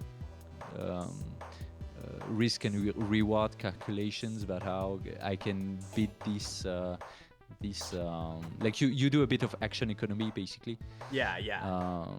But it's not a game about, okay, I have +2 attacks, so my attack that does 5 does 7. So it's not like Slay the Spire or something where you're trying to like stack 10 different things on top of each other to max out your attack. It's just like, okay, this does 15. The enemy has 9. Okay, I'll kill him if I do this. Like it's just simple, straightforward math, which I like. So there, it's like, okay, yeah, regular attack will clearly do enough damage, and then. Yeah, if I need to do a little bit of extra math to do the +3 or -3, that's easy enough, you know. Yeah, it's to remove. I don't know how you say it in English, but I think it can be said as workload on your mind. Yeah. How much stuff you have to deal with, like on a second basis. Yeah, that's a great way to put it. Yeah. Like games like this can be overwhelming when you're making when you have a ton of different decisions you can make at any given time. But I do like how it's like compartmentalized though. It is like, okay, you only have so it's not like I'm sitting here thinking, okay, who do I want to attack with first? Do I want to change the order? It's just like, hey, it's this person's turn. These are your options. You know, that's it. Like it's broken. It's broken up and segmented in a really good way. Hey, take care, Baba. Thanks for hanging out. Baba. And thanks for giving Pierre feedback on the game, because it definitely paid off. It's great stuff. Let's see. Let's go with the regular attack here. But yeah, I really I'm just loving every aspect of this game. I really don't have a negative thing to say about it. It's really good stuff. Yeah, and I've made like I think I just released the patch this afternoon, so nice. I'm already on like version 1.0.7, So Okay. I've done already 7 patches since launch, which is basically one per day. That's crazy. Um, Yeah. so yeah, I had time to fine tune some things with player feedbacks and stuff, but I had so many players giving feedback, and the fact I think the fact that I responded to them really quickly, and that was, since I'm a solo developer, I can just boot the game, make the design decisions in a minute, code them, implement them, build the game, get the game on Steam like in a few hours, basically. Yeah. That led me to implementing things like in a day. So just for an example, yesterday somebody told me that they didn't they couldn't play the game because the different screen shakes I added, every time you do an attack, etc., were giving them headaches. Okay. So top priority for the day, add a toggle button that remove screen shakes. Oh, nice.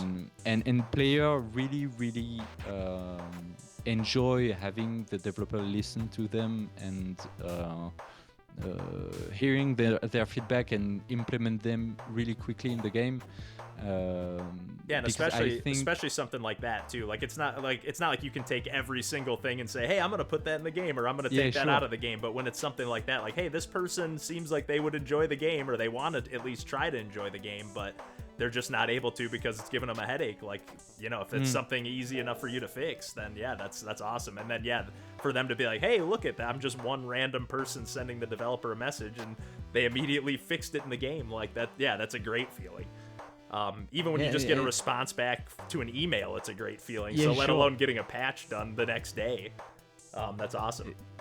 And I really think people are players are used to being ignored, like on the Steam discussion boards, etc. So that when they find a developer that actually cares to give a good experience and try and improve their game for them, they really enjoy it. Yeah, I totally agree. They give you back 100%, because I've had people that like 5 days ago were saying that, oh, I don't like this aspect of the game. Like, for example, the turn limit, the day limits.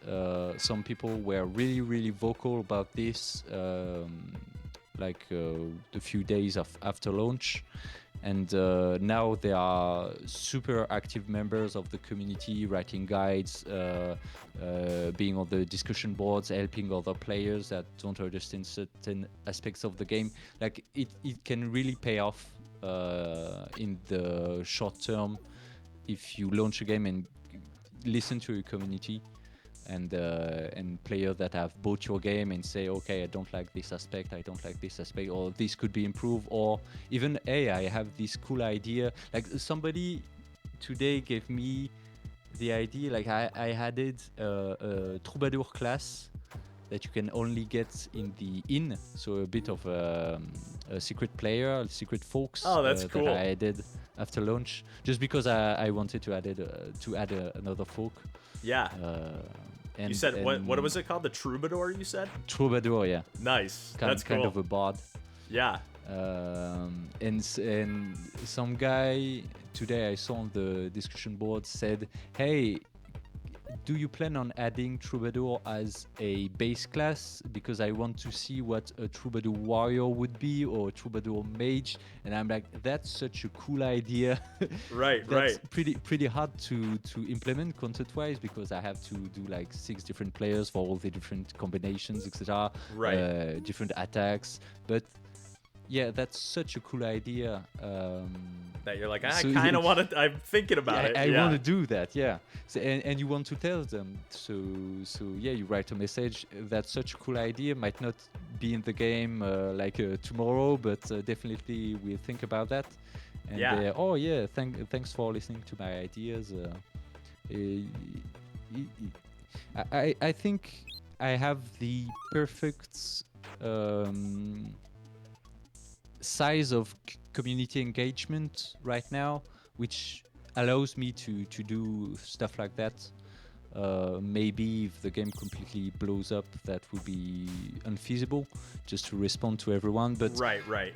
since I can, I really want to do so. Just because it's my first game and I want to make a good impression on the players, maybe get some following, etc. So people enjoy my game and how I interact with them. Maybe they can come back for the next game afterwards. So Yeah, it goes a kind long of, way when you know, like, yeah, it goes a long way. when you know, you kind of like, whether it's music or movies or whatever it is, when you kind of know, like, hey, I like this director, I'm gonna check out their next movie, or hey, I like Yeah, this sure. band, I'm gonna check out their next album. So I think it's definitely the same way with games, especially when you're talking like someone like yourself, where it's a solo dev. Even if you were to work with Yeah. somebody else in the future, but if you're like, I'm just like, hey, this game was entirely made by this one person and it was awesome, so like I'm definitely gonna be paying attention to whatever they work on next. And like it's my first commercial game, but as you say, you know me by Ludum Dare, but I basically it's funny because Tinyfolks is the spiritual children of a game jam game I made like 2 or 3 years ago. Oh, nice. And recently after launch I gave a key to someone that did the Tinyfolks contest where you had to draw little Tinyfolks. And I really liked can't remember what Tinyfolks he drew exactly, but I really liked and I knew that he was a pretty big fan because he was replying to all of my tweets, liking all of my tweets, etc. Really vocal about how he liked the game, and I then realized that he knew me right from the game jam days where I made the original prototype for Tinyfolks, like way back. So it was so cool to see that people were still following me from this day and seeing like the proper game being made of that little game jam prototype I made 2 years ago. So yeah, it can go a long way if you can manage your community well and be just a kind person, listening to players, being cool with feedback, etc. Just be nice. Just be nice to others and try and make their day better with your game. I love that. I love that attitude. We need more of that out there in the world. But glad that you're out there doing it, because it's awesome to see. And it's easier to do when I'm my own boss, Yeah, I'm able to do at the same time costs and risks calculations when I hear an idea, think about how I'm implementing it, what is it worth it design wise, is it a good idea, etc. So I can have all these different discussion in my head really quickly, which means that I can respond to certain ideas much more quickly than a regular team would do. And yeah, I think that's why people are shocked and really pleased to see that I'm constantly jumping back and forth between their ideas and fixes, etc. Just because I'm able to go much more quicker than other teams. I can't go as far as I would want to go, just because I'm like alone working on this, but I can go so much more quickly. It's amazing. Yeah, that's awesome.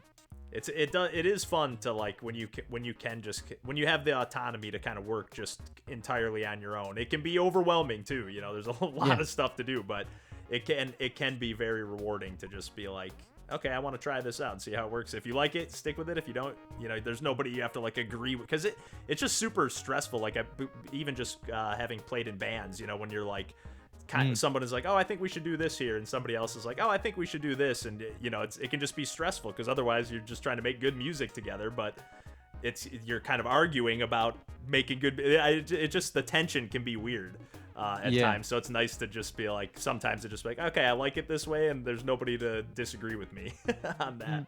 And one thing that's because one of the things I'm really careful of when making a game or playing games, etc., is um, the way everything ties in together. Like the graphics and art has to tie in with the lore and the style of the game and what you do gameplay wise. Like an item has to reflect the power it has. Like the spike bracelets, you understand that it gives you less HP but increase your attack because it has spikes, so you can guess, oh, okay, I'm hurting myself with it. Like all these kinds of justifications and metaphors, and you know that a game feels right when all these different components works well together to give an experience that feels coherent, and where you dealing with so many people on a team, getting to that point where every single detail just works well with the other and ties in with the themes and the kind of universe you want to create with your game, etc., can be really, really tough with a team. Whereas when you're single developer, you have your world in your head, you know where you want to go, and if one decision, like if I say, oh, okay, I'm trying to make I don't know, a certain icon and a certain icon in pixel art to represent a certain attack. Maybe I can't manage to do, for example, a guitar for the bard. Yeah. I say, oh, okay, it can be a harp, doesn't change anything gameplay wise. Whereas if I had been a team, like the game artist would have said, oh, this is pretty hard to do. The game designer would have thought, oh, okay, I need to find something else. As the developer, okay, does this still works with the game, etc. So all these different times where you discuss, argue, try to find informations about the game. That's really like the meat of working in a game dev studio, because you just realize that 90% of the work is communication with other people. Yeah. Yeah, and it just slows down the process. Now, sometimes for the better of the project, obviously collaboration can be great. But yeah, when you're in certain instances, it just can be nice to have the other approach as well, to just be able to kind of make a decision and run with it. And then if you don't like it, you can always roll it back. There's nobody to be like, see, I told you shouldn't have done that, Pierre. You could just be like, exactly. You could just be like, okay, I guess they were right. Yeah, I shouldn't have done that, and then change it back, and you're good. I still sometimes tell that to myself, like, oh, Pierre, why did you do that? You stupid moron. But yeah, at least I only have myself to blame. Exactly. So, in the end, you could just anything that doesn't work out, it's your fault. It's nice when it's all just kind of on you sometimes. It can be extra stressful too, but you have to make peace with yourself. But exactly. But in the end, it's much less conflict driven, and I see where you were going with your bands, etc. It's much less conflict on a day-to-day basis, or only internal conflicts, which is much easier to deal with. Yeah, we eventually had to, with the band stuff, we would just say like, hey, look, if somebody has a suggestion for a song, like, it's just because they think it would make the song better. Nobody's saying, hey, your bass line sucks, or it's just like, just try this. It could sound cool maybe if we tried this. It's it's just an interesting process, because it's not like anybody's trying to ruin the song, but it can be. It's so easy to take the creative process personally, Yeah, you're just like, hey, I thought that was a cool idea, and then somebody's like, hey, I think that's a dumb idea. It's just like it can be easy to take it personally. Yeah, and that's funny because sometimes during developments, I had like ideas that I didn't want to include in the game. Like, for example, the different status effects that you have, like burn, poison, etc. Yeah. At first, you couldn't stack them So if, for example, you had the hobo that is burned right now, if you inflict poison on him, um, It would like before the it would clear the burnout. You mean kind yeah, of? exactly. Okay. So he won't be burned anymore. And for me, that's in my head. I was thinking about, oh, that can lead to cool tactical decisions where oh, I don't want to poison him because the burn will still last one more turn, or all that kind of thinking that I was purely imagining it, like not doing anything else. Right.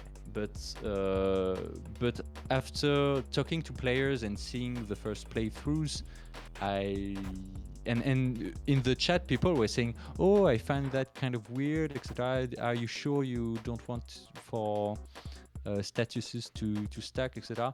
And after like 4 or 5 players saying me, "Oh, I find that weird, etc." You roll back on your design decisions because even if I believed firmly in them during developments, when you see that player feedback isn't good, uh, you can just say, oh, okay, I guess I was wrong. You don't have to justify it to anybody or say, hey, the feature you spent X time making isn't worth We're it not anymore. gonna use it. Yeah. It still happens. Like I still had developed the feature that I had to change afterwards, but at least I knew why. I knew that that was a bad decisions on my part and not like on the part of my manager or game designer or the people that made the decision in the first place. So yeah, much less conflict driven, but conflict still happens sometimes with the community, but you figure that they're basically always right because they're the one playing the game at all, so they don't enjoy it. Like you could have the best ideas in the world for you if the player aren't enjoying it. Like, does it really matter? Right. That's a great point. Yeah, you can't win them all. Like it's easy to be like I'm married to this decision. It was such a cool idea on paper, but sometimes when you're actually playing the game, it doesn't necessarily work that way. Like it can work with certain like the main example of this done right is Dark Souls, where the fact that you don't have a difficulty settings, etc., is part of the experience, but that's still like I didn't play Dark Souls because I know the game is too difficult for me and I don't have the patience for it. Right. I'm the same way. I've never touched those games.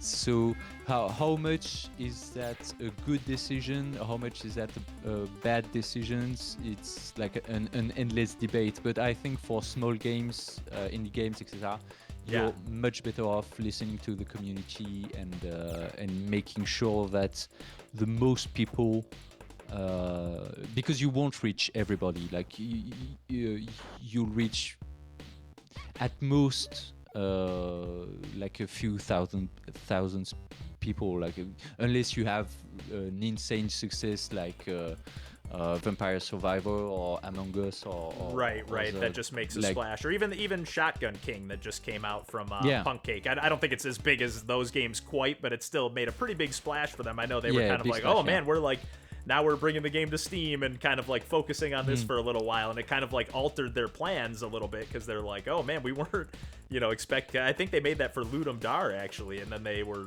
like, oh man, like I knew they were planning on expanding it a little, but yeah, it's like that can just change your plans entirely just by being like, oh, here's our successful game, and they've been taking a ton of feedback from players in the Discord and stuff. And even having mods and stuff. But yeah, I don't know if they were planning on doing stuff like that originally, but they're like, hey, this is our first impression we're making with a lot of people, and we don't want to risk making it a bad one. We want to make sure everybody's having a good time with this game, as good as possible. I think that's just my 2 cents here, but I think most indies that plan for success don't reach it, and the one that gets success haven't planned for it. So Yeah. it always like you really like your game, you think, oh, that's a pretty cool game, but you're aware enough that you know that the indie scene is quite risky, and like nothing is ever guaranteed Yeah, you could in have the this coolest market. game around. Like, there's some games that I play that I'm just like, how are more people not talking Yeah, about this game? Or, exactly. like, how is this not, like, the biggest hit that everyone's playing and talking about? But it's just, again, like, there's even games that I'm really excited for and can't wait for. There's already another new game coming out, and by the time, if I even get the chance to get around to playing it, I've already moved on. I've only played a little bit of it, and I already want to play. And it's not even that I'm like worried about playing the newest thing. It's just like my attention span. It's just like, oh, I want to play some new mechanics or something.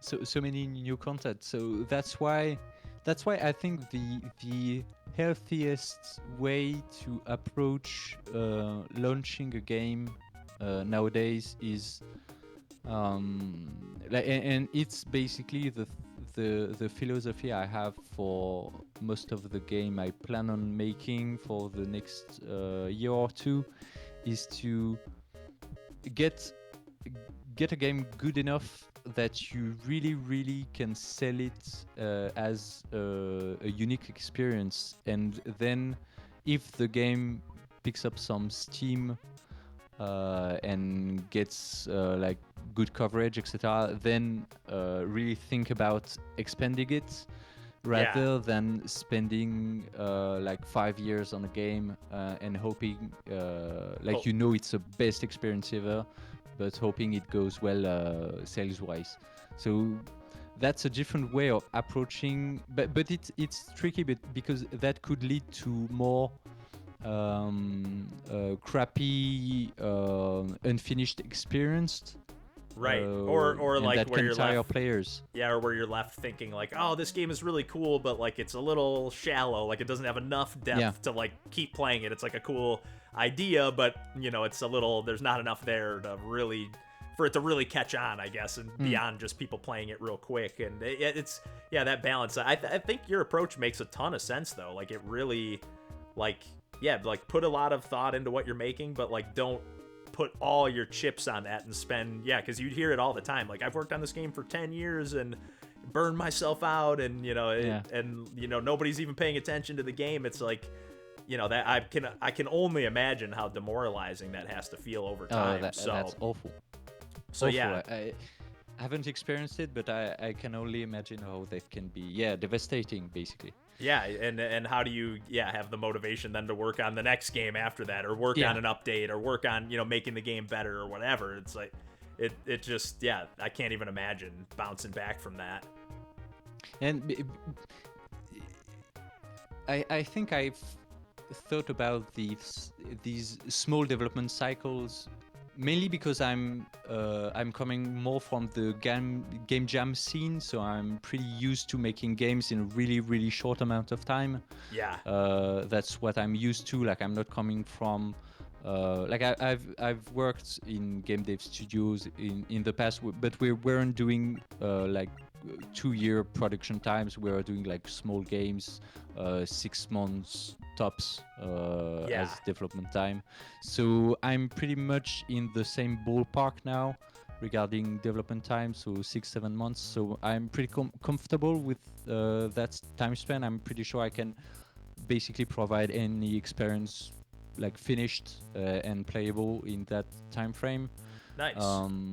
But at least any experience that I can design and think about a bit. Like I'm not doing an MMO in 7 months. So it's like I have to think about what I'm doing for the next 7 months. But basically, like I'm a real indie since February, so it's pretty new to me. I was working as a game designer beforehand. Nice. And like just quit my job and took the little aids and money I had in my account to just start the adventure. And looking at how many time I had available with my different accounts and the the state aids, etc., that can give me a bit of money every month. Yeah. I had 2 years, basically 2 years before I ran out of money, Okay. and I said, okay, I can do a game for 2 years and hope it works well, or I can do 4 games in 7 months, or 6 months, 7 months, and maybe one of these four will be a hit. Yeah. Maybe none of them will be, but at least I have 4 chance against one. Right. So, and if a game picks up, then I can work on it. But yeah, it just seemed so risky to do it like the standard way, working 1 year on a game, 2 year on a game, solo, just crunching, making devlogs on YouTube, etc. Like, no, I just focus on a game, do just that for 7 months, release it. For no, like, release it for cheap, because I prefer making a lot of sales on a cheap game than releasing my game for like $15 and nobody plays it or pays for it, because it just seems too expensive for what kind of game I'm selling. Like, it's pixel art, it's minimalistic. I don't have AAA graphics or etc. So I think you and me, we are pretty in love with the pixel art aesthetics. Yeah. Definitely a fan. Yeah, I can only imagine. But the current players and mostly new players, like the younger generation, doesn't have the same nostalgia as we do for pixel art graphics. So it, Right. For now, people are more seeing, and that's quite unfortunate, but people are seeing pixel art games more and more like asset flips and shovelware games, where you like get all the asset from an asset pack and just make a quick game to make a quick buck. Yeah, just churn something out real quick, or put it make a mobile game or something, you know. Yeah. Because lots of people are doing it, and I don't say that's bad. It's just that players that know they don't like those kind of game will tend to disregard pixel art games, and the best way to show that no, this is not an asset flip is by showing cool animations, cool, like the fact that all the Tinyfolks are bouncing, and the fact that everything is a little bit juicy and fits well together, etc. That there are tons of different assets. That's how you can say, hey, this is not just some random assets I found on the internet, that I made everything myself. So, but it's a bit harder to sell to new players. Yeah, that's a good point. There's definitely people that wouldn't have the nostalgia for an art style like this, that would just think, it's just a cheap looking game, or old retro looking thing, and just kind of overlook it if it's not their style of game, and just, or if they've played other games like this that have used a really basic art style that just have characters that maybe look similar to this, but that don't have moving animations, and they're just still, and it's stale gameplay and whatever, and then they just might write off any game that looks like this as just a quick cash grab.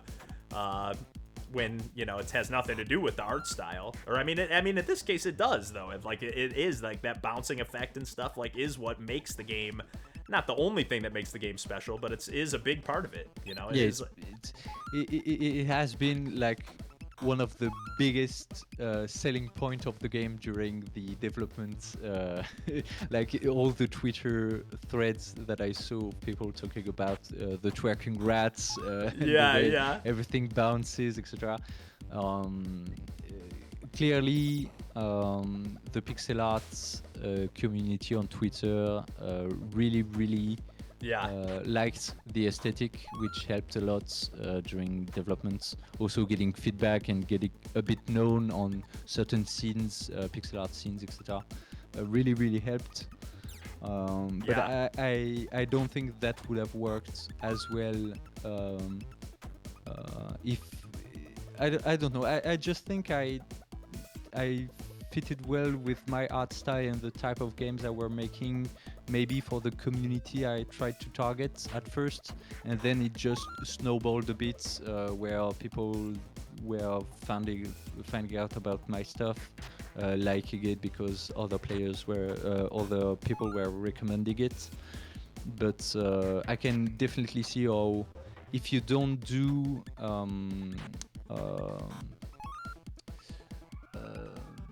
social media right, this can be very, very hard to sell if you're just relying on Steam alone to showcase your pixel art game. Yeah, and that's a whole nother layer on top of that. So like, not only do you have to make the game and spend all the time doing that, but then you have to juggle the advertising, when you're a solo dev like yourself, you're doing all the marketing, all the social media, it's exhausting. And then when you're done doing all the work on the game, it's like it's hard to have the energy up for saying, okay, now I'm gonna spend the rest of my evening cutting up GIFs that I can post on Twitter and making video clips that look interesting, and it's a non-stop. It's just non-stop.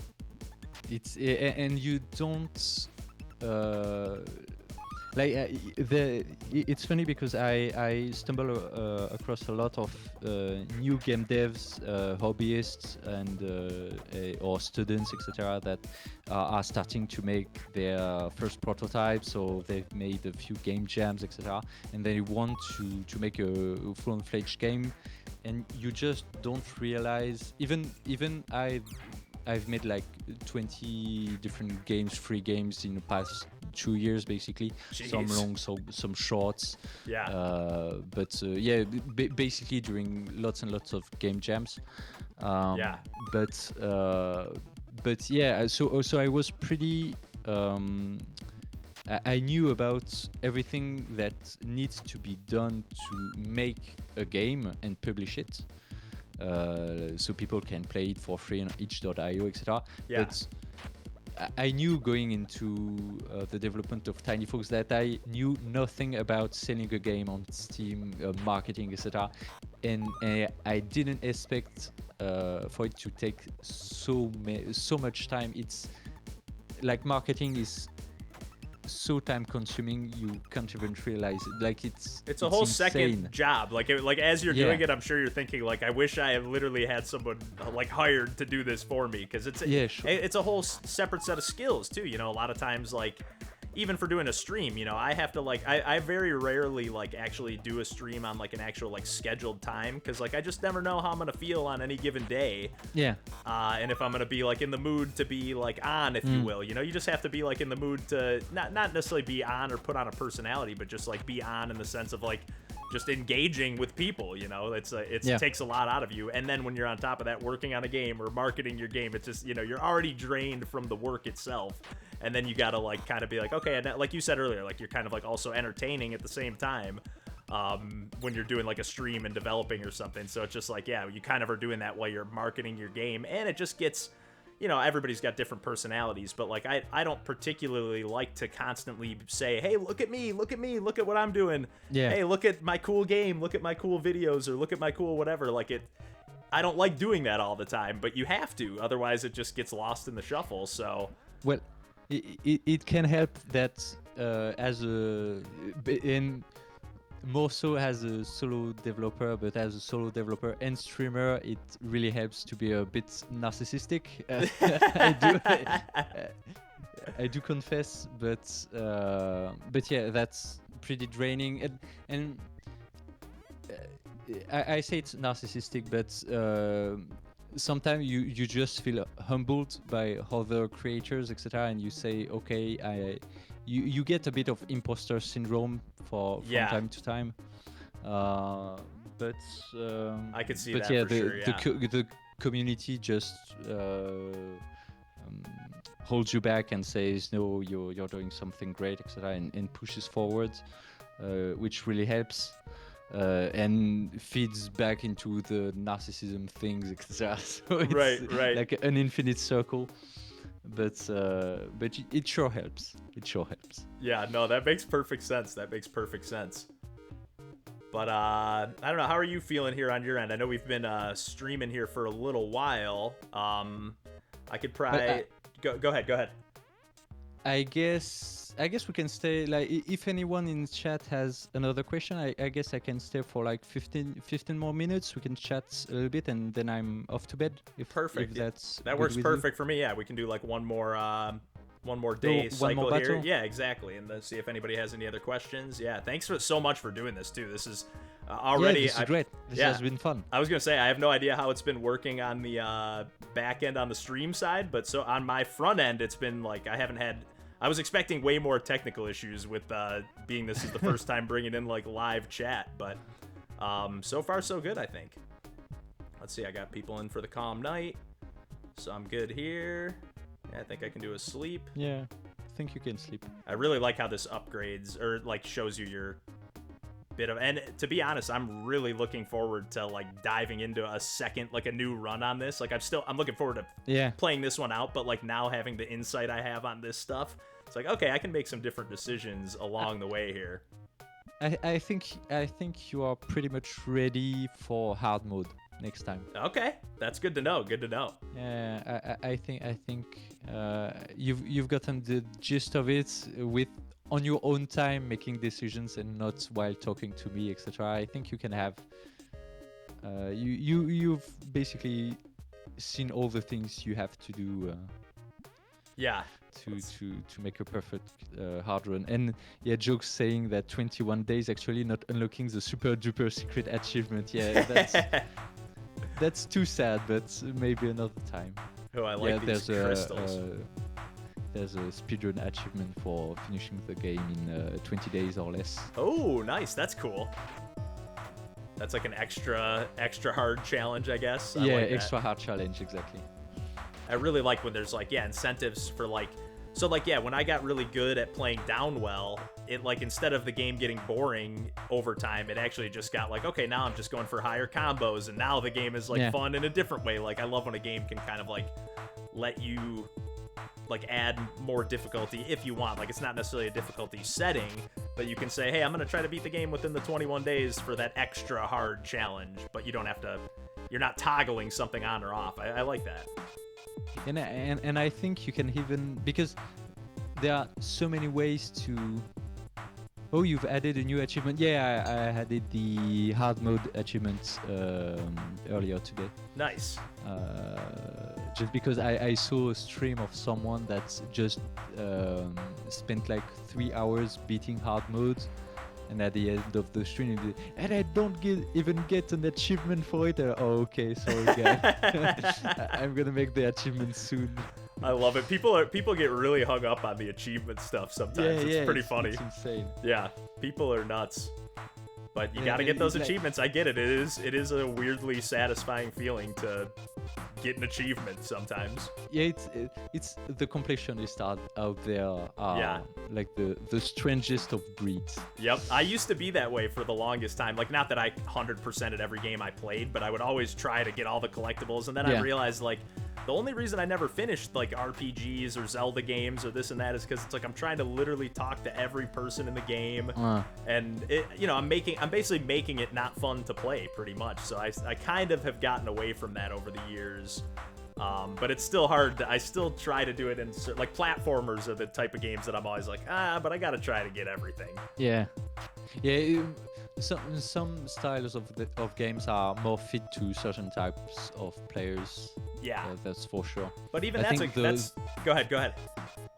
The best games are the ones that can include the 4 different types in their gameplay. Like the perfect example of that is Minecraft, where you can have completionists. Like you can try and have every mob, every block, every die, every armor, or you can just explore, or you can just go on a PvP server and kill other folks, or you can do on a role-play server and play as a standard baker in a random town, etc. Like it's so sandboxy that everybody finds something for them in that types of game. And yeah, you can truly play it your way, as cheesy as that sounds. Like, you really can just play it the way you want to play it, and I think that's what a lot of people are looking for when they're playing a game, is to, just yeah, sink into whatever they enjoy about a particular type of game or whatever. So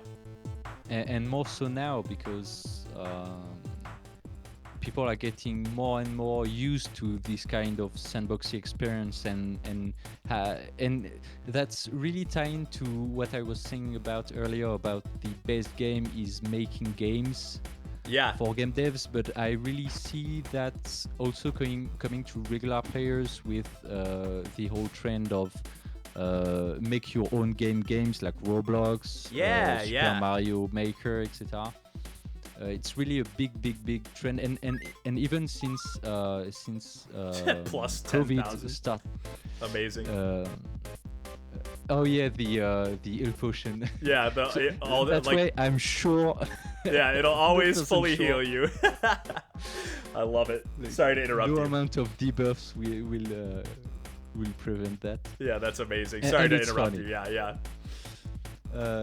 But yeah, and more so since the start of COVID, where I see lots and lots of new and young people starting game dev as a hobby. Yeah.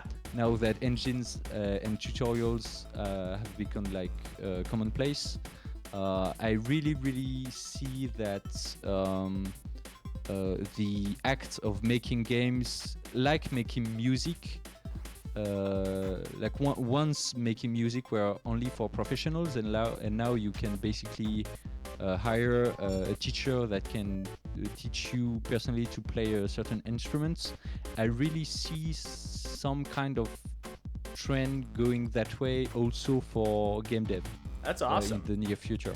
That's awesome, because yeah, I know there was like a little bit of backlash originally when Game Maker kind of switched to like their free version that's like subscription based now, but it seems like they've kind of ironed out some of that. I know I've seen some people talking about like some of the new features and how much they like them, so there's at least some aspect of it, like people aren't all mad, you know, they're at least enjoying some aspects of that. And then otherwise, because I think you can, like, other than exporting the games, you can actually use the software for free, but to like export a build, you just have to like pay for the subscription or whatever, I think is how it works. But yeah, it's like anybody can, and not to mention that the tool itself is already just so powerful as it is, you know. It's insane. Yeah, I've only ever poked around with it, but it's and I don't know anything about coding. I was just working on a game with a friend, but it was pretty impressive just poking around with it, knowing nothing, and just being like, man, this is some powerful software here. And you can even see like Unreal Engine has the core function where you can basically do anything, and that's funny because that's really what got me into game dev. But at the time, only a few games were like. I grew up in the map editor kind of time frame where you had like Age of Empire 2, Warcraft 3, etc., where you had really powerful map editors where you could have tons and tons of fun making maps, etc., for your different campaigns. And then I tried Spore, the game by Maxis. Yeah, I forgot about that game.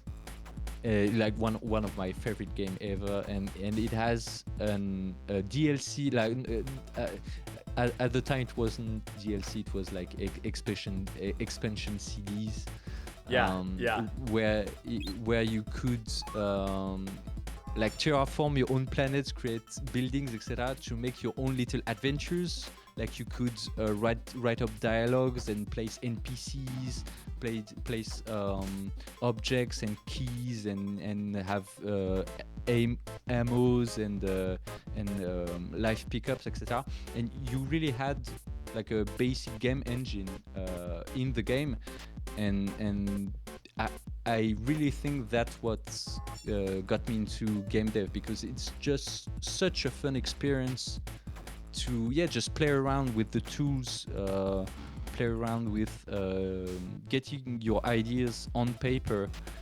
It's just really fun to do, and then you try to make an actually fun game and something that people can enjoy, and then it becomes like actual work. But just fiddling around and having fun with engine is so much fun. And I see why people are starting to pick up game dev as a hobby more and more. Yeah, it's again because you can whip something. I'm always blown away. Like we just hosted our game jam that lasted for a week, but I know they're usually Oh just yeah, over saw like that. a Yeah. weekend and like. But the stuff that people can make, whether it's over a weekend, 3 days, 5 days, a week, whatever it is, it's insane. Like people are making Yeah. games that are like in some cases they could just release as is as like a commercial game, but in some cases like they just need like if you just wrap this up in like a with a menu some options and a few extra levels or something a little more in some cases, like that's all it needs. And it's kind of insane to me. It blows my mind every time. It never ceases to amaze me how much people can get done in But that short amount of time. But you really understand, like because I had so much experience with game jams, I really now understand how like it doesn't seem that way when you're playing game jam games, but when you really try to get your game jam game up a notch, making really a commercial product out of it. It's like the 80-20 rule I was talking about. Like, okay, 20% of the experience is in the game jam game, but all that amount of polish, etc., that's what's taking months and months to Right. do. Oh no, I didn't mean to click sleep. No. Oh But shoot. Shouldn't I kill think me, but I think I'm off to sleep as well. yeah, that might have been a sign. That was a little Freudian slip of the mouse there. It's like, oh, it might be time for bed. Although I got a few hours to stay up on my end. But yeah, this seriously could not have gone more perfectly. This was seriously a ton of fun. I mean, the Yeah, game, so fun. I would have had a blast whether you were here or not, Pierre, because this game is awesome. But man, this was seriously so much fun. Like, I appreciate you kind of giving this a trial run with me, because I went into this a little bit kind of nervous, and now I'm kind of like, man, I'm definitely gonna be interested in maybe doing this with some other devs in the future where I can Yeah, sure. sync up and do some streams like this, because yeah, this was a ton of fun. Yeah, thanks for hanging, Lithium, Jock, everybody who's hanging out in the chat and stuff. Thanks for hanging and stopping by and checking out the game. It sounds like a lot of you already knew that this game was awesome beforehand, but yeah, thanks for stopping by. And yeah, take care, everybody. And Pierre, thanks for hanging out. And yeah, I don't know. You want to say anything before we sign off here? Or Thank you, and yeah, enjoy the game. Have a nice night. All those French people in the chat, and have a nice end of day, my dear friend. yeah, get some good rest, everybody in France, and have a good rest of the day, everybody else. And check out Tinyfolks. This game is absolutely fantastic. Like I said, I know our indie game collective pals are also going to be checking this game out, so you'll be seeing a lot about this game in the future. I have a feeling. Not even just from us, but yeah. Thanks again for hanging out, Pierre. Thanks for hanging out, everybody who's been spending some time with us. And yeah, take care, everybody, and have a good one. Yeah, bye bye.